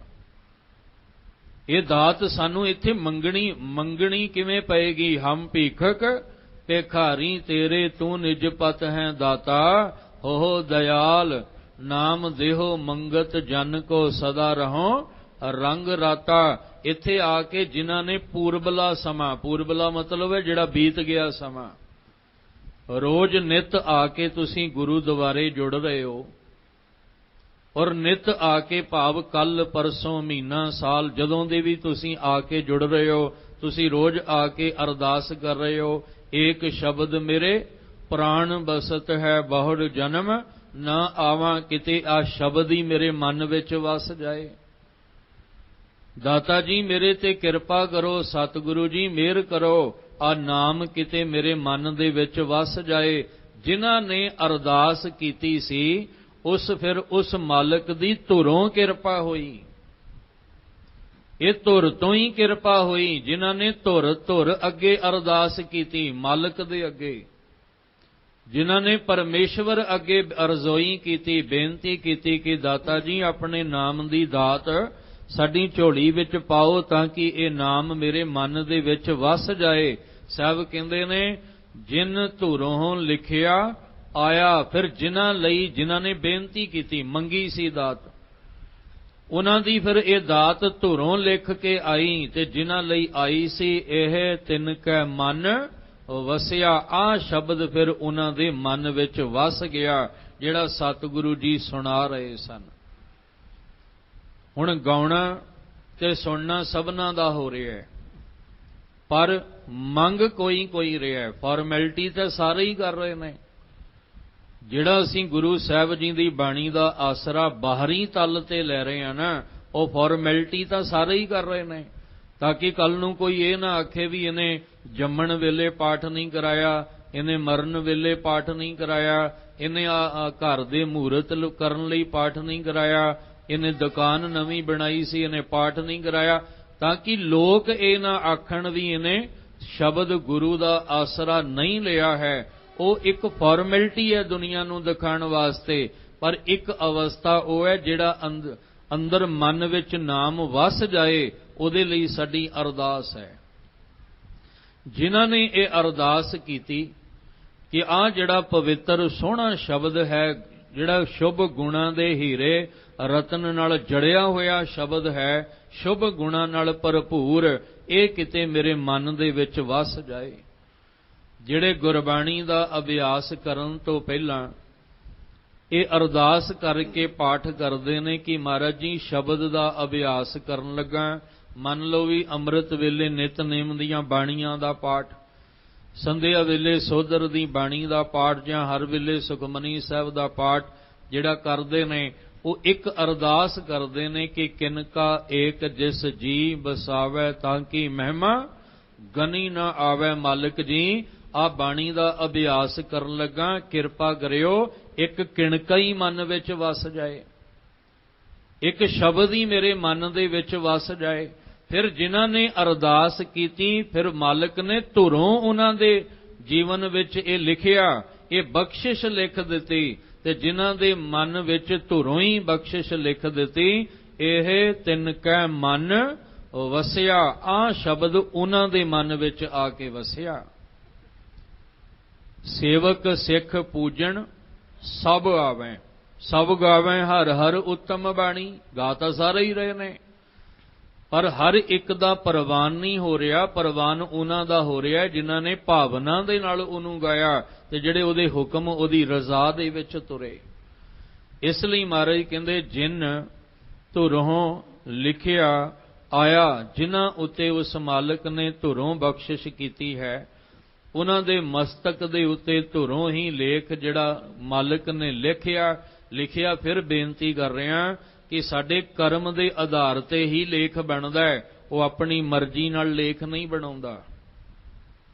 ਜੇ ਆਪਣੀ ਮਰਜ਼ੀ ਨਾਲ ਹੀ ਰੱਬ ਨੇ ਲੇਖ ਬਣਾਉਣਾ, ਤੇ ਫਿਰ ਆ ਮਾੜੇ ਤੇ ਚੰਗੇ ਦੀ ਪਰਖ ਕਰਨ ਦੀ ਸਾਨੂੰ ਲੋੜ ਨਹੀਂ। ਫਿਰ ਸਾਨੂੰ ਇਸ ਵਿਚਾਰ ਦੀ ਲੋੜ ਨਹੀਂ, ਮੰਦਾ ਚੰਗਾ ਆਪਣਾ ਆਪੇ ਹੀ ਕੀਤਾ ਪਾਵਣਾ, ਸਾਨੂੰ ਇਹਦੀ ਲੋੜ ਹੀ ਨਹੀਂ।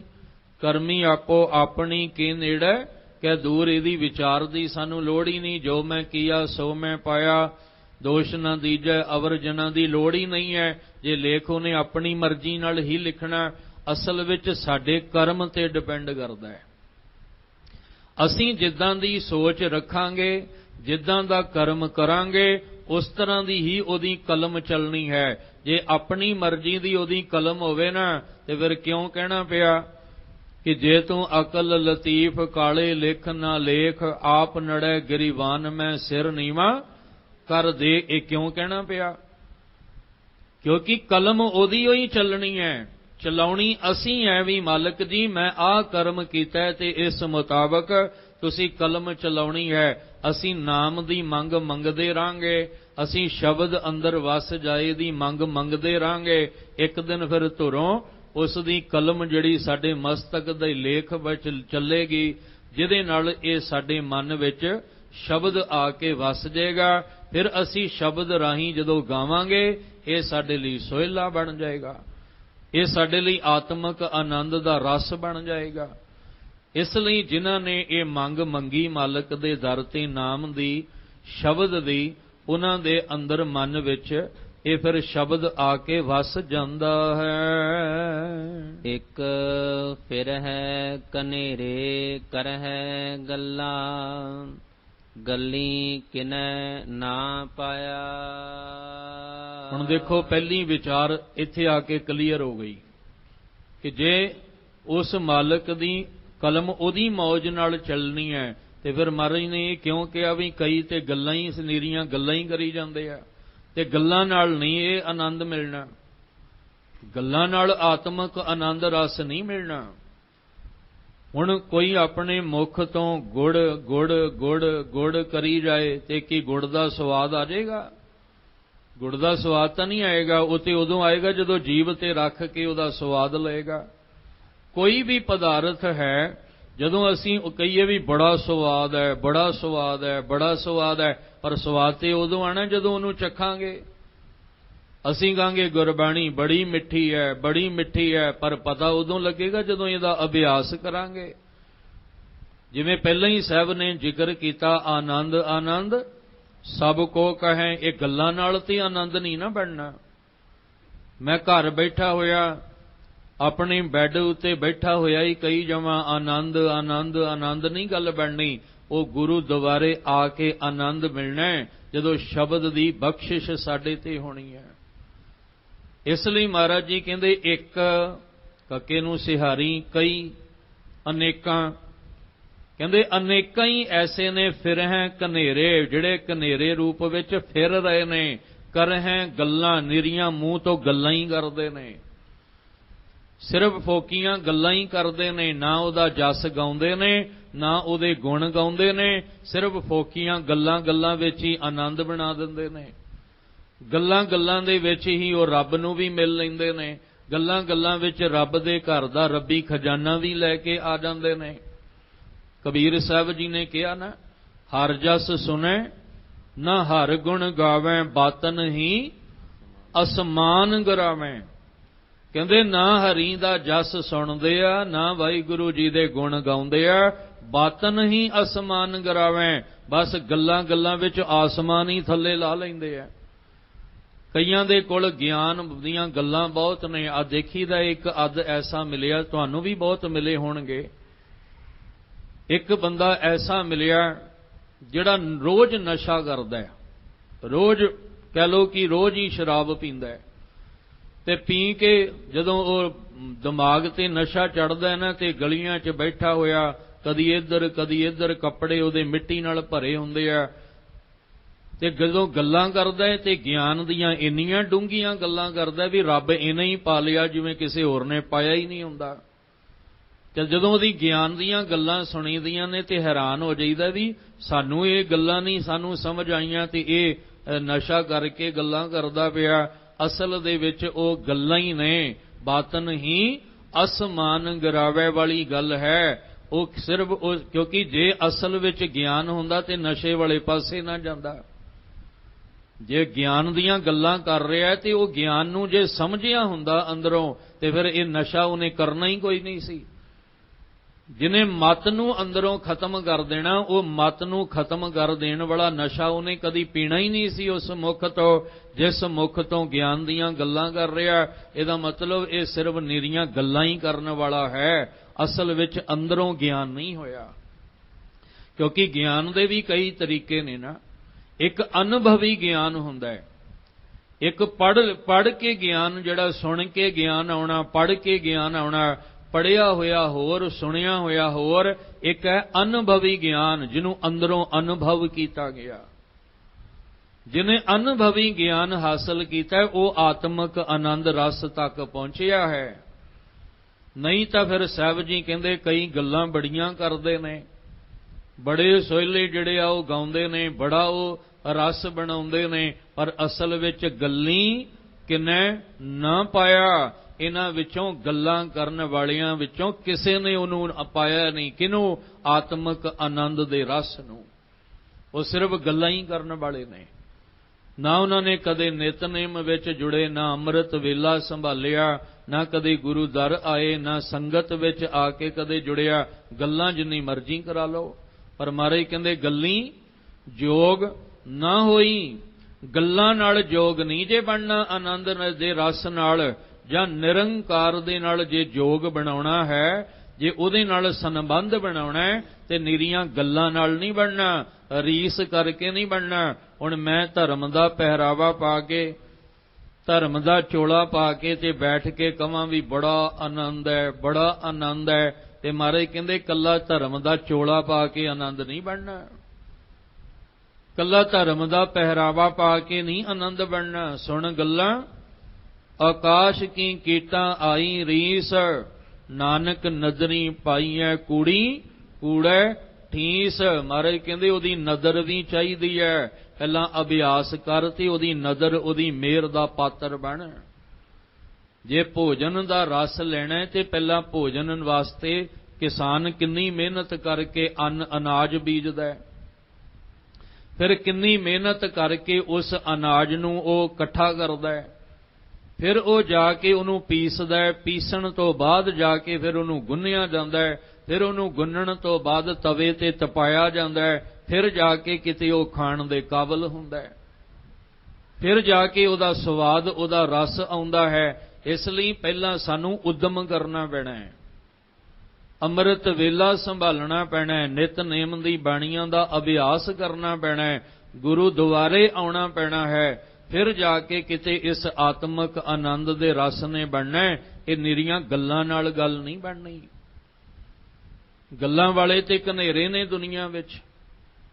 ਇਸ ਲਈ ਮਹਾਰਾਜ ਜੀ ਕਹਿੰਦੇ ਆ, ਇੱਕ ਫਿਰੈ ਕਨੇਰੇ, ਜਿਹੜੇ ਕਨੇਰੇ ਫਿਰਦੇ ਪਏ ਨੇ ਨਾ ਉਸ ਰੱਬ ਦੀਆਂ ਦਾ ਪਹਿਰਾਵਾ, ਉਹ ਧਰਮ ਦਾ ਪਹਿਰਾਵਾ ਪਾ ਕੇ ਕਰਹੇ ਗੱਲਾਂ, ਉਹ ਗੱਲਾਂ ਬਹੁਤ ਕਰਦੇ ਨੇ, ਬੜੀਆਂ ਗੱਲਾਂ ਕਰਦੇ ਆ, ਪਰ ਗੱਲੀ ਕਿਨੈ ਨਾ ਪਾਇਆ। ਗੱਲਾਂ ਨਾਲ ਰੱਬ ਨਹੀਂ ਪਾਇਆ ਜਾਂਦਾ, ਗੱਲਾਂ ਨਾਲ ਆਤਮਿਕ ਆਨੰਦ ਦਾ ਰਸ ਨਹੀਂ ਪਾਇਆ ਜਾਂਦਾ। ਕਿਸੇ ਨੂੰ ਭੁੱਖ ਬੜੀ ਲੱਗੀ ਹੋਵੇ, ਬੜੀ ਜ਼ੋਰਾਂ ਦੀ ਭੁੱਖ ਲੱਗੀ ਹੋਵੇ, ਤੇ ਉਹਦੇ ਕੋਲ ਬੈਠ ਕੇ ਤੁਸੀਂ ਪਦਾਰਥਾਂ ਦੇ ਨਾਮ ਸੁਣਾਈ ਜਾਓ, ਤੁਸੀਂ ਉਹਨੂੰ ਕਹੋ ਵੀ ਆਹ ਫਲ ਫਰੂਟ ਖਾਣਾ, ਤੁਸੀਂ ਉਹਨੂੰ ਕਹੋ ਵੀ ਆਹ ਬਦਾਮ ਖਾਣੇ ਆ, ਤੁਸੀਂ ਉਹਨੂੰ ਕਹੋ ਵੀ ਆਹ ਰੋਟੀ ਖਾਣੀ ਆ, ਦਾਲ ਖਾਣੀ ਆ, ਸਬਜ਼ੀ ਖਾਣੀ ਆ, ਉਹਨੇ ਕਹਿਣਾ ਗੱਲਾਂ ਨਾ ਕਰ, ਗੱਲਾਂ ਨਾਲ ਪੇਟ ਨਹੀਂ ਭਰਨਾ, ਗੱਲਾਂ ਨਾਲ ਪੇਟ ਨਹੀਂ ਭਰਨਾ। ਜਿਹੜੀ ਭੁੱਖ ਲੱਗੀ ਆ ਕੁਛ ਵੀ ਖਾਣ ਨੂੰ ਦੇ, ਖਾ ਕੇ ਅੰਦਰ ਪੇਟ ਦੀ ਭੁੱਖ ਨੇ ਮਿਟਣਾ, ਗੱਲਾਂ ਨਾਲ ਨਹੀਂ। ਗੱਲਾਂ ਨਾਲ ਤੂੰ ਸਾਰੀ ਦਿਹਾੜੀ ਮੈਨੂੰ ਪਦਾਰਥਾਂ ਦੇ ਨਾਮ ਗਿਣਾਈ ਜਾ, ਗੱਲਾਂ ਨਾਲ ਨਹੀਂ ਗੱਲ ਬਣਨੀ। ਇਸੇ ਤਰ੍ਹਾਂ ਜਿਹੜਾ ਆਤਮਿਕ ਆਨੰਦ ਰਸ ਹੈ ਉਹ ਸਿਰਫ ਗੱਲਾਂ ਨਾਲ ਨਹੀਂ, ਉਹਦੇ ਵਾਸਤੇ ਅਭਿਆਸ ਵੀ ਕਰਨਾ ਪੈਣਾ ਹੈ। ਉਹਦੀ ਬਖਸ਼ਿਸ਼, ਉਹਦੀ ਰਹਿਮਤ ਲੈਣ ਵਾਸਤੇ ਸਾਨੂੰ ਆਲਸ ਦਾ ਤਿਆਗ ਵੀ ਕਰਨਾ ਪੈਣਾ ਹੈ, ਸਾਨੂੰ ਇਹ ਵਿਸ਼ੇ ਵਿਕਾਰਾਂ ਦਾ ਤਿਆਗ ਵੀ ਕਰਨਾ ਪੈਣਾ ਹੈ। ਇਹ ਸੰਸਾਰ ਜਿਹੜਾ ਇਸ ਪਾਸਿਓਂ ਧਿਆਨ ਹਟਾ ਕੇ ਨਿਰੰਕਾਰ ਵਾਲੇ ਪਾਸੇ ਲਿਆਉਣਾ ਪੈਣਾ ਹੈ। ਇਹ ਗੱਲਾਂ ਨਾਲ ਨਹੀਂ ਹੋਣਾ, ਇਹ ਸਤਿਗੁਰੂ ਦੀ ਕਿਰਪਾ ਦੇ ਨਾਲ ਹੋਣਾ ਹੈ, ਇਹ ਸਤਿਗੁਰੂ ਦੀ ਰਹਿਮਤ ਦੇ ਨਾਲ ਹੋਣਾ ਹੈ। ਜੋ ਸਤਿਗੁਰੂ ਨੇ ਉਪਦੇਸ਼ ਸੁਣਾਇਆ ਉਹਨੂੰ ਸੁਣ ਕੇ ਅੰਦਰ ਮਨ ਵਿੱਚ ਵਸਾਉਣਾ ਪਏਗਾ, ਤਾਂ ਜਾ ਕੇ ਇਹ ਗੱਲ ਬਣਨੀ ਹੈ। ਗੁਰੂ ਨਾਨਕ ਸਾਹਿਬ ਜੀ ਦੀ ਜੋ ਕਾਜੀ ਨਾਲ ਗੱਲ ਚੱਲਦੀ ਸੀ, ਤੇ ਗੁਰੂ ਸਾਹਿਬ ਮਹਾਰਾਜ ਜੀ ਕਹਿੰਦੇ, ਕਾਜੀ ਜੀ ਇੱਕ ਗੱਲ ਧਿਆਨ 'ਚ ਰੱਖਿਓ, ਮਤ ਜਾਣ ਸ਼ੈ ਗੱਲੀ ਪਾਇਆ।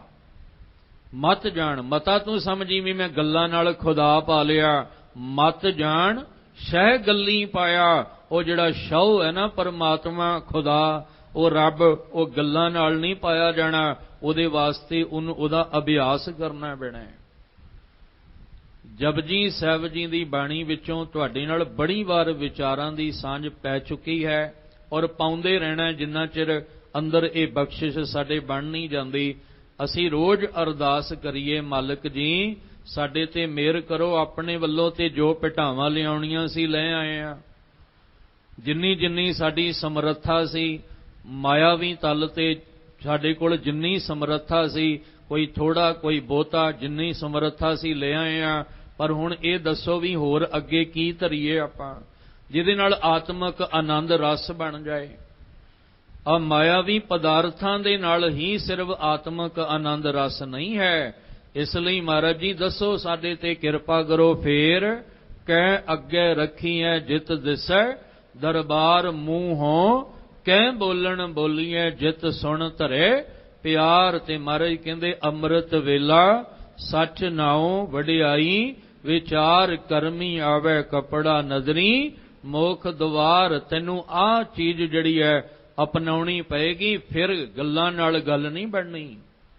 ਅੰਮ੍ਰਿਤ ਵੇਲਾ ਸੱਚ ਨਾਉ ਵਡਿਆਈ, ਵਿਚਾਰ ਇਸ ਰਾਹ ਉਤੇ ਤੈਨੂੰ ਤੁਰਨਾ ਪਏਗਾ, ਫਿਰ ਜਾ ਕੇ ਆਨੰਦ ਦਾ ਰਸ ਬਣਨਾ ਹੈ, ਫਿਰ ਜਾ ਕੇ ਆਨੰਦ ਜਿਹੜਾ ਉਹਦੀ ਪ੍ਰਾਪਤੀ ਹੋਏਗੀ। ਇਸ ਲਈ ਮਹਾਰਾਜ ਕਹਿੰਦੇ ਕਈ ਐਸੇ ਨੇ ਜਿਹੜੇ ਬਾਣੀ ਦੀਆਂ ਗੱਲਾਂ ਵੀ ਕਰ ਰਹੇ ਨੇ, ਆਤਮਿਕ ਆਨੰਦ ਰਸ ਦੀਆਂ ਗੱਲਾਂ ਵੀ ਕਰ ਰਹੇ ਨੇ, ਪਰ ਸਿਰਫ ਨਿਰੀਆਂ ਗਿਆਨ ਦੀਆਂ ਗੱਲਾਂ ਕਰਨ ਦੇ ਨਾਲ ਹੀ ਆਤਮਿਕ ਆਨੰਦ ਦਾ ਰਸ ਜਿਹੜਾ ਉਹ ਪ੍ਰਾਪਤ ਨਹੀਂ ਹੋਵੇਗਾ। ਨਾ ਕਿਨੇ ਨਾ ਪਾਇਆ, ਇਸ ਤੋਂ ਪਹਿਲਾਂ ਵੀ ਕਿਸੇ ਨੇ ਨਹੀਂ ਪਾਇਆ। ਜਿੰਨੇ ਮਰਜ਼ੀ ਉਹ ਧਰਮ ਦੀ ਦੁਨੀਆ ਵਿੱਚ ਧਰਮ ਦਾ ਪਹਿਰਾਵਾ ਪਾ ਕੇ ਦੁਨੀਆ ਨੂੰ ਗੱਲਾਂ ਗਿਆਨ ਦੀਆਂ ਕਰਨ ਵਾਲੇ ਹੋਣ, ਪਰ ਗੱਲਾਂ ਦੇ ਨਾਲ ਜਿਹੜਾ ਉਹ ਨਹੀਂ ਗੱਲ ਬਣਨੀ। ਇਸ ਲਈ ਸਾਹਿਬ ਕਹਿੰਦੇ ਨੇ ਕਿ ਜਿਹਨੇ ਅਰਦਾਸ ਕੀਤੀ ਮਾਲਕ ਦੇ ਚਰਨਾਂ ਵਿੱਚ ਕਿ ਇਹ ਨਾਮ ਦਾ ਰਸ ਜਿਹੜਾ ਇਹ ਮੈਨੂੰ ਪ੍ਰਾਪਤ ਹੋ ਜਾਏ, ਮੇਰੇ ਅੰਦਰ ਜਿਹੜੀ ਆਤਮਿਕ ਅਡੋਲਤਾ ਬਣ ਜਾਏ, ਮੇਰੇ ਅੰਦਰ ਇਸ ਸ਼ਬਦ ਦਾ ਰਸ ਜਿਹੜਾ ਉਹ ਬਣ ਜਾਏ, ਉਹਨਾਂ ਦੇ ਉੱਤੇ ਫਿਰ ਮਾਲਕ ਦੀ ਕਿਰਪਾ ਹੋਈ।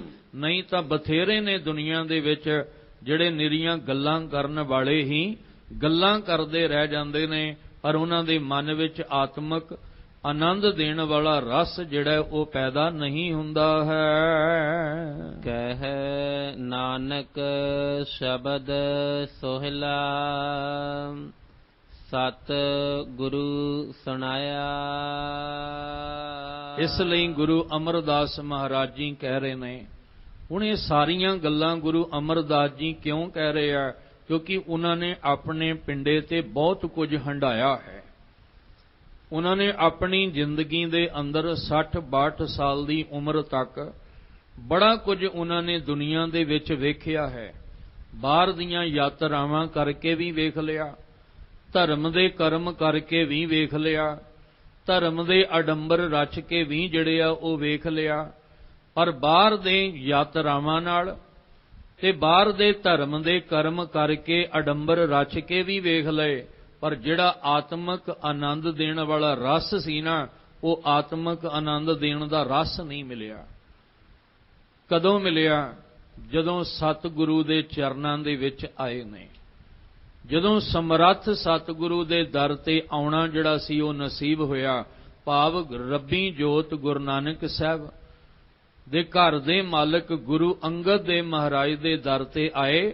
ਫਿਰ ਸਤਿਗੁਰੂ ਦੇ ਕੋਲ ਆ ਕੇ ਸੁਣਿਆ, ਸ਼ਬਦੋ ਸੁਹਾਵਾ ਸਦਾ ਸੋਹੇਲਾ ਸਤਿਗੁਰੂ ਸੁਣਾਇਆ। ਜਦੋਂ ਸਤਿਗੁਰੂ ਨੇ, ਸੱਚੇ ਗੁਰੂ ਨੇ ਆ ਸ਼ਬਦ ਰਾਹੀਂ ਸੋਹੇਲਾ ਗਾ ਕੇ ਸੁਣਾਇਆ, ਤਾਂ ਜਾ ਕੇ ਆਤਮ ਆਨੰਦ ਦਾ ਰਸ ਮਿਲਿਆ।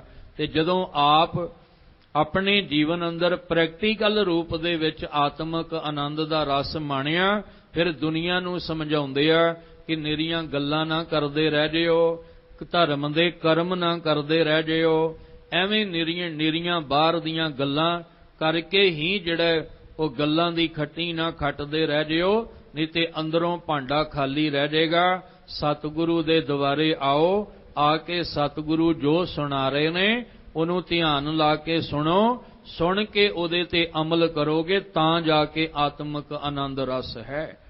ਤਾਂ ਹੀ ਤੇ ਮਹਾਰਾਜ ਨੇ ਆਖਿਆ, ਗੁਰ ਸੇਵਾ ਤੇ ਸੁਖ ਉਪਜੈ, ਫਿਰ ਦੁੱਖ ਨਾ ਲੱਗੈ ਆਏ, ਜੰਮਣ ਮਰਨਾ ਮਿਟ ਗਿਆ ਕਾਲੇ ਕਾ, ਕਿਛ ਨਾ ਵਸਾਏ। ਉੱਥੇ ਕਾਲ ਦਾ ਵਸ ਵੀ ਨਹੀਂ ਜੇ ਚੱਲਣਾ। ਜਦੋਂ ਤੁਹਾਨੂੰ ਸ਼ਬਦ ਵਿੱਚੋਂ ਦੀ ਆਤਮਿਕ ਆਨੰਦ ਦੇਣ ਵਾਲਾ ਰਸ ਮਿਲ ਜਾਏਗਾ ਨਾ, ਸੱਚ ਜਾਣਿਓ ਉੱਥੇ ਫਿਰ ਕਾਲ ਦਾ ਪ੍ਰਭਾਵ ਨਹੀਂ ਪਏਗਾ, ਉੱਥੇ ਸਮੇਂ ਦਾ ਅਸਰ ਤੁਹਾਡੀ ਜ਼ਿੰਦਗੀ ਦੇ ਵਿੱਚ ਨਹੀਂ ਹੋਏਗਾ। ਇਸ ਲਈ ਮਹਾਰਾਜ ਕਹਿੰਦੇ, ਜੋ ਸਤਿਗੁਰੂ ਸੁਣਾ ਰਹੇ ਨੇ ਨਾ, ਉਹਨੂੰ ਧਿਆਨ ਲਾ ਕੇ ਸੁਣਨਾ ਪੈਣਾ। ਸਤਿਗੁਰੂ ਨੇ ਵੀ ਜੋ ਸੁਣਾਇਆ ਉਹ ਆਪਣੇ ਵੱਲੋਂ ਨਹੀਂ ਸੁਣਾਇਆ, ਇਹ ਵੀ ਧਿਆਨ ਰੱਖਣਾ। ਗੁਰੂ ਗ੍ਰੰਥ ਸਾਹਿਬ ਮਹਾਰਾਜ ਜੀ ਦੀ ਆਪ ਜੀ ਨੂੰ ਸਮਝ ਹੈ, 6 ਗੁਰੂ ਸਾਹਿਬਾਨਾਂ ਦੀ ਬਾਣੀ ਵਿੱਚ ਦਰਜ ਹੈ, ਔਰ ਭੱਟਾਂ ਦੇ ਸਵਈਏ ਦਰਜ ਨੇ। ਜਿਹੜੇ ਭਗਤ ਜਨ ਨੇ ਉਹਨਾਂ ਦੀ ਬਾਣੀ, ਉਹਨਾਂ ਦੇ ਸ਼ਲੋਕ ਦਰਜ ਨੇ। ਗੁਰੂ ਕੇ ਸਿੱਖਾਂ ਦੀ ਬਾਣੀ ਜਿਹੜੀ ਆ ਉਹ ਦਰਜ ਹੈ, ਪਰ ਉਹਨਾਂ ਸਾਰੀਆਂ ਦੇ ਵਿੱਚੋਂ ਇੱਕ ਵੀ ਐਸਾ ਨਹੀਂ ਜਿਹੜਾ ਇਹ ਕਹਿੰਦਾ ਹੋਵੇ ਕਿ ਮੈਂ ਸੁਣਾ ਰਿਹਾ, ਮੇਰੇ ਵੱਲੋਂ ਆ ਦੁਨੀਆ ਨੂੰ ਸੁਣਾਇਆ ਜਾ ਰਿਹਾ ਹੈ। ਇੱਕ ਵੀ ਐਸਾ ਨਹੀਂ ਹੈ। ਉਹ ਕਹਿੰਦੇ ਜੋ ਉਸ ਮਾਲਕ ਨੇ ਸੁਣਾਇਆ ਅਸੀਂ ਉਹੀ ਦੁਨੀਆ ਨੂੰ ਸੁਣਾ ਰਹੇ ਹਾਂ। ਕਬੀਰ ਸਾਹਿਬ ਜੀ ਨੇ ਇੱਕ ਵੀ ਗੱਲ ਆਪਣੇ ਵੱਲੋਂ ਨਹੀਂ ਸੁਣਾਈ। ਰਵਿਦਾਸ ਜੀ ਨੇ ਇੱਕ ਵੀ ਗੱਲ ਆਪਣੇ ਕੋਲੋਂ ਨਹੀਂ ਸੁਣਾਈ। ਨਾਮਦੇਵ ਜੀ ਨੇ ਇੱਕ ਵੀ ਗੱਲ ਆਪਣੇ ਕੋਲੋਂ ਨਹੀਂ ਸੁਣਾਈ। ਇੱਥੋਂ ਤੱਕ ਕਿ ਆਪਾਂ ਸੱਤਾ ਤੇ ਬਲਵੰਡ ਦੀ ਵਾਰ ਸੁਣਦੇ ਆ ਨਾ, ਉਹ ਸੱਤਾ ਤੇ ਬਲਵੰਡ ਨੇ ਵਾਰ ਵੀ ਆਪਣੇ ਕੋਲੋਂ ਨਹੀਂ ਬਣਾਈ ਹੈ। ਸਤਿਗੁਰੂ ਕੋਲ ਬੈਠੇ ਨੇ ਗੁਰੂ ਅਰਜਨ ਦੇਵ ਪਾਤਸ਼ਾਹ। ਉਹ ਤਾਂ ਜਿਵੇਂ ਜਿਵੇਂ ਸਤਿਗੁਰੂ ਜੀ ਉਹਨਾਂ ਤੇ ਕਿਰਪਾ ਕਰ ਰਹੇ ਆ, ਉਹ ਉਸ ਤਰ੍ਹਾਂ ਗਾ ਕੇ ਸੁਣਾ ਰਹੇ ਨੇ ਵਾਰ ਦੇ ਰੂਪ ਵਿੱਚ। ਉਹਨਾਂ ਨੇ ਵਾਰ ਨੂੰ ਗਾ ਕੇ ਸੁਣਾਇਆ, ਜਿਹਦੇ ਰਾਹੀਂ ਇਹ ਵਾਰ ਦਾ ਉਚਾਰਨ ਹੋਇਆ। ਅਸੀਂ ਉਹਦਾ ਨਾਮ ਦੇ ਦਿੱਤਾ ਸੱਤਾ ਤੇ ਬਲਵੰਡ ਦੀ ਇਹ ਵਾਰ। ਪਰ ਉਸ ਵਾਰ ਨੂੰ ਗਵਾਉਣ ਵਾਲਾ ਕੌਣ ਹੈ? ਗੁਰੂ ਅਰਜਨ ਦੇਵ ਮਹਾਰਾਜ। 15 ਦੇ 15 ਭਗਤ ਕਹਿੰਦੇ ਨੇ ਕਿ ਅਸੀਂ ਜੋ ਵੀ ਇਹ ਰੱਬੀ ਬਾਣੀ ਦਾ ਉਚਾਰਨ ਕੀਤਾ ਹੈ, ਇਹ ਸਾਡੀ ਬਾਣੀ ਨਹੀਂ ਹੈ, ਇਹ ਉਸ ਖਸਮ ਨੇ ਜਿਵੇਂ ਸਾਨੂੰ ਇਹ ਬਾਣੀ ਦਿੱਤੀ ਅਸੀਂ ਉਵੇਂ ਹੀ ਸੁਣਾਇਆ ਦੁਨੀਆ ਨੂੰ। ਇਸੇ ਤਰ੍ਹਾਂ ਜਿਹੜੀ ਰਾਮਕਲੀ ਸੱਦ ਦਾ ਪਾਠ ਆਪਾਂ ਸੁਣਦੇ ਹਾਂ, ਉਹ ਕਹਿੰਦੇ ਆ ਕਹੈ ਸੁੰਦਰ ਸੁਣੋ ਸੰਤੋ ਸਭ ਜਗਤ ਪੈਰੀ ਪਾਏ ਜਿਉ। ਠੀਕ ਹੈ, ਬਾਬਾ ਸੁੰਦਰ ਜੀ ਕਹਿ ਰਹੇ ਆ, ਪਰ ਉਹ ਕਹਾ ਕੌਣ ਰਿਹਾ? ਉਹ ਕੌਣ ਕਹਾ ਰਿਹਾ? ਸਤਿਗੁਰ ਭਾਣੇ ਆਪਣੇ ਬਹਿ ਪਰਵਾਰ ਸਦਾਇਆ। ਮਤ ਮੈਂ ਪਿਛੇ ਕੋਈ ਰੋਵਸੀ ਸੋ ਮੈਂ ਮੂਲ ਨਾ ਪਾਇਆ। ਇੱਕ ਸੁਣਾ ਕੌਣ ਰਿਹਾ? ਇਹ ਗੁਰੂ ਅਮਰਦਾਸ ਮਹਾਰਾਜ ਜੀ ਸੁਣਾ ਰਿਹਾ। ਪਰ ਇਹਦੇ ਵਿਚਕਾਰ ਲਿਆਂਦਾ ਕਿਹਨੂੰ ਗਿਆ? ਬਾਬਾ ਸੁੰਦਰ ਜੀ ਨੂੰ ਲਿਆਂਦਾ ਗਿਆ। ਪਰ ਬਾਬਾ ਸੁੰਦਰ ਜੀ ਕਹਿੰਦੇ ਆ ਮੈਂ ਨਹੀਂ ਸਾਰਾ ਕੁਝ ਸੁਣਾਇਆ, ਇਹ ਸਾਰਾ ਕੁਝ ਮੈਨੂੰ ਸਤਿਗੁਰੂ ਕੋਲੋਂ ਮਿਲਿਆ, ਤੇ ਜੋ ਮੈਨੂੰ ਸਤਿਗੁਰੂ ਨੇ ਕੋਲ ਬਿਠਾ ਕੇ ਕਿਹਾ ਮੈਂ ਉਹੀ ਤੁਹਾਨੂੰ ਸਾਰਿਆਂ ਨੂੰ ਸੁਣਾ ਦਿੱਤਾ। ਪਰ ਜੇ ਕੋਈ ਕਹੇ ਵੀ ਮੇਰੇ ਕੋਲੋਂ ਇਹ ਸਾਰਾ ਕੁਝ ਇਹ ਬਣਿਆ ਬਣਾਇਆ ਹੈ, ਨਹੀਂ, ਇਹ ਸਭ ਕੁਝ ਗੁਰੂ ਅਮਰਦਾਸ ਜੀ ਦੀ ਬਖਸ਼ਿਸ਼ ਹੈ। ਗੁਰੂ ਨਾਨਕ ਸਾਹਿਬ ਜੀ ਨੇ ਇੱਕ ਦਫਾ ਨਹੀਂ ਆਖਿਆ, ਗੁਰੂ ਅਰਜਨ ਦੇਵ ਪਾਤਸ਼ਾਹ ਨੇ ਇੱਕ ਵਾਰੀ ਵੀ ਨਹੀਂ ਆਖਿਆ ਕਿ ਜੋ ਸੁਣਾਇਆ ਹੈ ਉਹ ਮੇਰਾ ਆਪਣਾ ਹੈ। ਨਹੀਂ, ਕਹਿਣ ਲੱਗੇ ਜੈਸੀ ਮੈਂ ਆਵੈ ਖਸਮ ਕੀ ਬਾਣੀ ਤੈਸਰਾ ਕਰੀ ਗਿਆਨ ਵੇ ਲਾਲੋ। ਗੁਰੂ ਮਹਾਰਾਜ ਕਹਿੰਦੇ ਧੁਰ ਕੀ ਬਾਣੀ ਆਈ, ਕਿਉਂਕਿ ਅਸੀਂ ਤੇ ਬਾਣੀ ਸੁਣ ਰਹੇ ਹਾਂ ਨਾ, ਅਸੀਂ ਤੇ ਸ਼ਬਦ ਗੁਰੂ ਸੁਣ ਰਹੇ ਹਾਂ। ਅੱਜ ਤੇ ਅਸੀਂ ਗੁਰੂ ਗ੍ਰੰਥ ਸਾਹਿਬ ਜੀ ਵਿੱਚੋਂ ਸ਼ਬਦ ਸੁਣ ਰਹੇ ਹਾਂ। ਬਾਣੀ ਗੁਰੂ ਹੈ, ਬਾਣੀ ਵਿੱਚ ਬਾਣੀ ਅੰਮ੍ਰਿਤ ਸਾਰੇ। ਜੋ ਗੁਰਬਾਣੀ ਕਹਿ ਰਹੀ ਹੈ ਉਹ ਸੁਣ ਰਹੇ ਹਾਂ, ਪਰ ਗੁਰਬਾਣੀ ਕਿਹਦੀ ਹੈ? ਇਹ ਜਿਹੜੀ ਬਾਣੀ ਹੈ ਇਹ ਕਿਹਦੀ ਹੈ? ਮਹਾਰਾਜ ਕਹਿੰਦੇ ਧੁਰ ਕੀ ਬਾਣੀ ਆਈ ਤਿਨ ਸਗਲੀ ਚਿੰਤ ਮਿਟਾਈ। ਜਾਂ ਇੱਕ ਪੰਕਤੀ ਬੜੀ ਵਾਰ ਤੁਹਾਡੇ ਨਾਲ ਸਾਂਝੀ ਕੀਤੀ ਹੈ, ਇੱਥੇ ਕਲੀਅਰ ਹੋ ਜਾਏਗੀ ਕਿ ਸਤਿਗੁਰੂ ਨੇ ਕੀ ਸੁਣਾਇਆ। ਸਤਿਗੁਰ ਕੀ ਬਾਣੀ ਸਤ ਸਤ ਕਰ ਜਾਣੋ ਗੁਰ ਸਿੱਖੋ ਹਰ ਕਰਤਾ ਆਪ ਮੂੰਹੋਂ ਕਢਾਏ। ਉਸ ਕਰਤੇ ਨੇ 15 ਭਗਤਾਂ ਦੇ ਮੂੰਹੋਂ ਜੋ ਕਢਾਇਆ ਉਹ ਉਹਨਾਂ ਨੇ ਸੁਣਾਇਆ। ਸਤਿਗੁਰੂ ਜੀ ਕਹਿੰਦੇ ਜੋ ਕਰਤੇ ਨੇ ਸਾਡੇ ਮੁਖ ਤੋਂ ਕਢਵਾਏ ਬੋਲ ਉਹ ਅਸੀਂ ਦੁਨੀਆ ਨੂੰ ਸੁਣਾਏ ਨੇ। ਇਸ ਲਈ ਆਹ ਸਤਿਗੁਰੂ ਜੀ ਕਹਿੰਦੇ ਜੋ ਮੈਂ ਸੁਣਾ ਰਿਹਾ ਨਾ ਇਹ ਮੇਰੇ ਆਪਣੇ ਬੋਲ ਨਹੀਂ, ਇਹ ਉਸ ਕਰਤੇ ਦੇ ਬੋਲ ਨੇ। ਇਸ ਲਈ ਸੁਣਾ ਸਤਿਗੁਰੂ ਰਹੇ ਨੇ, ਪਰ ਸੁਣਾਉਣ ਵਾਲਾ ਉਹ ਅਕਾਲ ਪੁਰਖ ਆਪ ਹੈ। ਤਾਂ ਹੀ ਆਖਿਆ ਸੀ ਕਿ ਗੁਰ ਪਰਮੇਸ਼ਰ ਇੱਕੋ ਜਾਨ। ਜਿਹੜਾ ਸਤਿਗੁਰੂ ਸੁਣਾ ਰਿਹਾ ਉਹੀ ਸਾਡੇ ਲਈ ਪਰਮੇਸ਼ਵਰ ਦਾ ਰੂਪ ਹੈ। ਇਹਦਾ ਮਤਲਬ ਜਦੋਂ ਵੀ ਗੁਰੂ ਗ੍ਰੰਥ ਸਾਹਿਬ ਵਿੱਚੋਂ ਭਾਈ ਸਾਹਿਬ ਹੁਕਮ ਸੁਣਾਉਣ ਕਿਤੇ ਵੀ ਹੋਵੇ, ਆਪਾਂ ਘਰ ਵਿੱਚ ਹੀ ਆਪਣੇ ਸਤਿਗੁਰੂ ਦੀ ਹਜ਼ੂਰੀ 'ਚ ਬੈਠ ਕੇ ਹੁਕਮ ਲਈਏ ਜਾਂ ਆਪਾਂ ਗੁਰੂਦੁਆਰੇ ਬੈਠ ਕੇ ਹੁਕਮ ਸੁਣੀਏ, ਤਾਂ ਸਮਝ ਲੈਣਾ ਉਹ ਆਪ ਕਰਤਾ ਸੁਣਾ ਰਿਹਾ ਹੈ, ਉਹ ਆਪ ਪਰਮੇਸ਼ਵਰ ਸੁਣਾ ਰਿਹਾ ਹੈ, ਉਹ ਆਪ ਵਾਹਿਗੁਰੂ ਸੁਣਾ ਰਿਹਾ ਹੈ। ਪਰ ਅਸੀਂ ਉਹਨੂੰ ਮੰਨਣਾ ਜਾਂ ਨਹੀਂ ਮੰਨਣਾ। ਇੱਕ ਸੱਜਣ ਮਿਲਿਆ, ਉਹ ਕਹਿੰਦਾ ਮੈਂ ਦੁਬਿਧਾ ਦੇ ਵਿੱਚ ਪੈ ਗਿਆ ਸੀ ਵੀ ਆਹ ਕੰਮ ਕਰਾਂ ਕਿ ਨਾ ਕਰਾਂ। ਦੁਬਿਧਾ ਬਣ ਗਈ, ਹੁਣ ਕੋਈ ਮੈਨੂੰ ਸਮਝ ਨਹੀਂ ਸੀ ਆ ਰਹੀ ਮੈਂ ਕੀ ਕਰਾਂ। ਇਹ ਹਕੀਕਤ ਹੈ, ਜੋ ਵਰਤਿਆ ਇੱਕ ਪਤਾ ਨਹੀਂ ਕਿੰਨੇ ਹੋਣਗੇ ਸੰਸਾਰ ਵਿੱਚ, ਪਰ ਜਦੋਂ ਇੱਕ ਸੱਜਣ ਨੇ ਆਪਣੇ ਮੂੰਹੋਂ ਦੱਸਿਆ, ਕਹਿੰਦੇ ਦੁਬਿਧਾ ਵਿੱਚ ਫਸ ਗਿਆ ਸਾਂ, ਸਮਝ ਨਹੀਂ ਸੀ ਆ ਰਹੀ ਵੀ ਆਹ ਕੰਮ ਕਰਾਂ ਨਾ ਕਰਾਂ, ਕਰਾਂ ਨਾ ਕਰਾਂ। ਫਿਰ ਮੈਂ ਗੁਰੂ ਸਾਹਿਬ ਅੱਗੇ ਅਰਦਾਸ ਕੀਤੀ, ਗੁਰੂ ਸਾਹਿਬ ਦਾ ਹੁਕਮ ਸੁਣਿਆ। ਉਹ ਸੁਣਿਆ ਸੀ, ਉਹਦੇ ਵਿੱਚ ਤਾਂ ਮਹਾਰਾਜ ਨੇ ਕਿਹਾ ਸੀ ਵੀ ਆਹ ਕੰਮ ਤੇਰੇ ਵਾਸਤੇ ਠੀਕ ਨਹੀਂ ਹੋਵੇਗਾ, ਪਰ ਕਹਿੰਦੇ ਮੈਂ ਹੁਕਮ ਲੈ ਕੇ ਵੀ ਨਾ ਮੰਨੀ ਤੇ ਮੈਂ ਕੀਤੀ ਆਪਣੇ ਮਨ ਦੀ ਮਰਜ਼ੀ, ਨੁਕਸਾਨ ਹੋ ਗਿਆ। ਜਦੋਂ ਨੁਕਸਾਨ ਹੋਇਆ ਤੇ ਫਿਰ ਭੁੱਬਾਂ ਮਾਰ ਕੇ ਰੋ ਕੇ ਕਹਿੰਦਾ ਸੀ ਸਤਿਗੁਰੂ ਨੇ ਤੇ ਸੁਣਾਇਆ ਸੀ ਪਰ ਮੈਂ ਹੀ ਨਹੀਂ ਸੁਣ ਸਕਿਆ। ਭਾਈ ਲਛਮਣ ਸਿੰਘ ਨੂੰ ਧਾਰੋਵਾਲ ਨੂੰ ਸੁਣਾਇਆ ਸੀ ਨਾ, ਤਨ ਮਨ ਕਾਟ ਕਾਟ ਸਭ ਅਰਪੀ ਵਿੱਚ ਅਗਨੀ ਆਪ ਜਲਾਈ, ਤੇ ਇੱਕ ਵਾਰ ਨਹੀਂ ਕਿੰਨੀ ਵਾਰ ਸੁਣਾਇਆ। ਤੇ ਭਾਈ ਲਛਮਣ ਸਿੰਘ ਨੇ ਕਮਰ ਕੱਸਾ ਕਰਕੇ ਆਖਿਆ ਸੀ, ਜਿੰਨੇ ਵੀ ਨਨਕਾਣਾ ਸਾਹਿਬ ਦੇ ਜਥੇ ਵਿੱਚ ਚੱਲੇ ਸਨ, ਨਨਕਾਣਾ ਸਾਹਿਬ ਵੱਲ ਨੂੰ ਆਖਿਆ ਸੀ ਇੱਕ ਗੱਲ ਪੱਲੇ ਬੰਨ ਲਓ, ਹਰ ਕਰਤਾ ਆਪ ਮੂੰਹੋਂ ਕਢਾਏ। ਉਸ ਕਰਤੇ ਨੇ ਗੁਰੂ ਗ੍ਰੰਥ ਸਾਹਿਬ ਜੀ ਦੇ ਰੂਪ ਵਿੱਚ ਇਹ ਮੂੰਹੋਂ ਬੋਲ ਬਲਵਾਏ ਨੇ ਕਿ ਜਿੱਥੇ ਚੱਲੇ ਆ ਤਨ ਮਨ ਕਾਟ ਕਾਟ ਸਭ ਅਰਪੀ ਵਿੱਚ ਅਗਨੀ ਆਪ ਜਲਾਈ। ਤੇ ਤੁਸੀਂ ਸਾਰੇ ਜਾਣਦੇ ਹੋ ਨਨਕਾਣਾ ਸਾਹਿਬ ਦੇ ਵਿੱਚ ਉਹ ਸਭ ਕੁਝ ਵਰਤਿਆ ਜੋ ਸਤਿਗੁਰੂ ਨੇ ਸੁਣਾਇਆ। ਪਰ ਗੱਲ ਵਿਸ਼ਵਾਸ ਭਰੋਸੇ ਦੀ ਹੈ। ਸਤਿਗੁਰੂ ਜੀ ਇੱਥੇ ਜੋ ਸੁਣਾ ਰਹੇ ਆ ਉਹ ਕਹਿਣ ਲੱਗੇ ਜੋ ਮੈਂ ਸੁਣਾਇਆ ਹੈ ਉਹ ਸਤ ਨਾਲ ਜੁੜ ਕੇ, ਸਤ ਮੈਨੇ ਆਦ ਸੱਚ ਜੁਗਾਦ ਸੱਚ, ਜਿਹੜਾ ਅਕਾਲ ਪੁਰਖ ਵਾਹਿਗੁਰੂ, ਮੈਂ ਉਹਦੇ ਨਾਲ ਜੁੜ ਕੇ ਸੁਣਾ ਰਿਹਾ ਹਾਂ। ਜੇ ਆਤਮਕ ਆਨੰਦ ਰਸ ਲੈਣਾ ਗੁਰੂ ਪਿਆਰ ਵਾਲਿਓ ਤਾਂ ਫਿਰ ਤੁਸੀਂ ਆ ਕਮਾਈ ਕਰੋ, ਸ਼ਬਦ ਦਾ ਅਭਿਆਸ ਕਰੋ। ਤੇ ਸ਼ਬਦ ਦਾ ਅਭਿਆਸ ਕਰਦਿਆਂ ਨਿਤ ਗੁਰੂ ਸਾਹਿਬ ਦੇ ਦਰ ਤੇ ਆਉਂਦਿਆਂ ਇਹ ਅਰਦਾਸ ਕਰੋ, ਵਿਸਰ ਨਹੀਂ ਦਾਤਾਰ ਆਪਣਾ ਨਾਮ ਦੇਹੋ ਗੁਣ ਗਾਵਾਂ, ਦਿਨ ਰਾਤ ਨਾਨਕ ਚਾਉ ਇਹੋ ਕਹੈ ਨਾਨਕ ਸ਼ਬਦ ਸੋਇਲਾ। ਆ ਸ਼ਬਦ ਜਿਹੜਾ ਨਾ ਤੁਹਾਨੂੰ ਇਹ ਆਤਮਕ ਆਨੰਦ ਰਸ ਦੇਣ ਵਾਲਾ ਹੈ। ਸਤਿਗੁਰੂ ਸੁਣਾਇਆ, ਕਹਿੰਦੇ ਜੋ ਮੈਨੂੰ ਸਤਿਗੁਰੂ ਜੀ ਨੇ ਸੁਣਾਇਆ ਉਹੀ ਖਜ਼ਾਨਾ ਮੈਂ ਤੁਹਾਡੀ ਝੋਲੀ ਵਿੱਚ ਪਾਉਣਾ। ਤੇ ਤੁਸੀਂ ਵੀ ਆ ਸ਼ਬਦ ਦਾ ਆਸਰਾ ਲੈ ਕੇ ਅਰਦਾਸ ਕਰੋ ਤਾਂ ਕਿ ਉਸ ਮਾਲਕ ਦੀ ਕਿਰਪਾ ਹੋਵੇ। ਇਹ ਤਿਨਕੈ ਮਨ ਵਸਿਆ ਜਿਨ ਧੁਰੋਂ ਲਿਖਿਆ ਆਇਆ, ਤਾਂ ਕਿ ਸਾਡੇ ਵੀ ਧੁਰੋਂ ਇਹ ਲੇਖ ਲਿਖਿਆ ਜਾਏ, ਆ ਸ਼ਬਦ ਇਹ ਨਾਮ ਸਾਡੇ ਮਨ ਵਿੱਚ ਵਸ ਜਾਏ। ਇਹਦੇ ਲਈ ਅਰਦਾਸ ਕਰੀਏ। ਆਪਣਾ ਨਾਮ ਦੇਹੋ ਆਪਣਾ ਨਾਮ ਦੇਹੋ,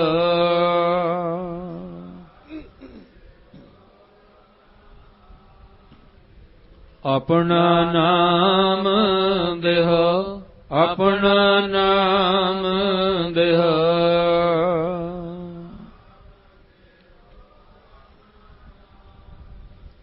ਵਿਸਰ ਨਾਹੀਂ ਦਾਤਾਰ ਵਿਸਰ ਨਾਹੀਂ ਦਾਤਾਰ,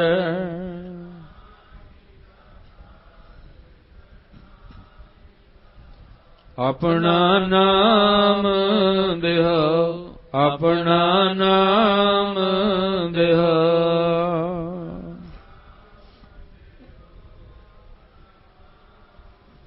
ਗੁਣ ਗਾਵਾਂ ਦਿਨ ਰਾਤ ਗੁਣ ਗਾਵਾਂ ਦਿਨ ਰਾਤ,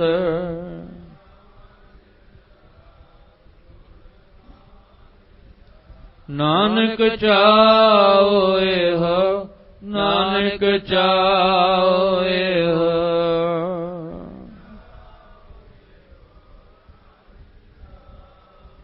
ਆਪਣਾ ਨਾਮ ਦੇਹੋ ਆਪਣਾ ਨਾਮ ਦੇਹੋ।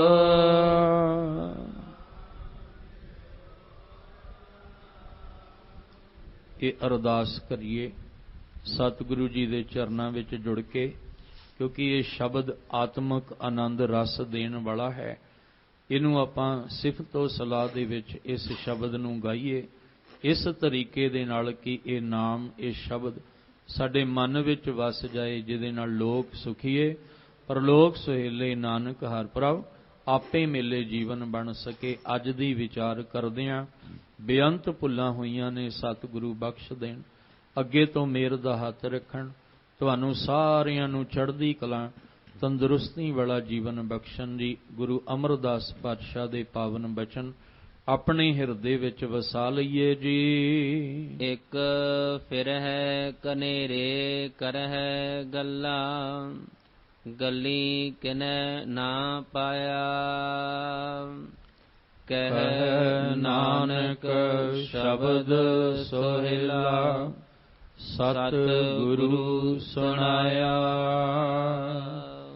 ਵਾਹਿਗੁਰੂ ਜੀ ਕਾ ਖਾਲਸਾ, ਵਾਹਿਗੁਰੂ ਜੀ ਕੀ ਫਤਿਹ।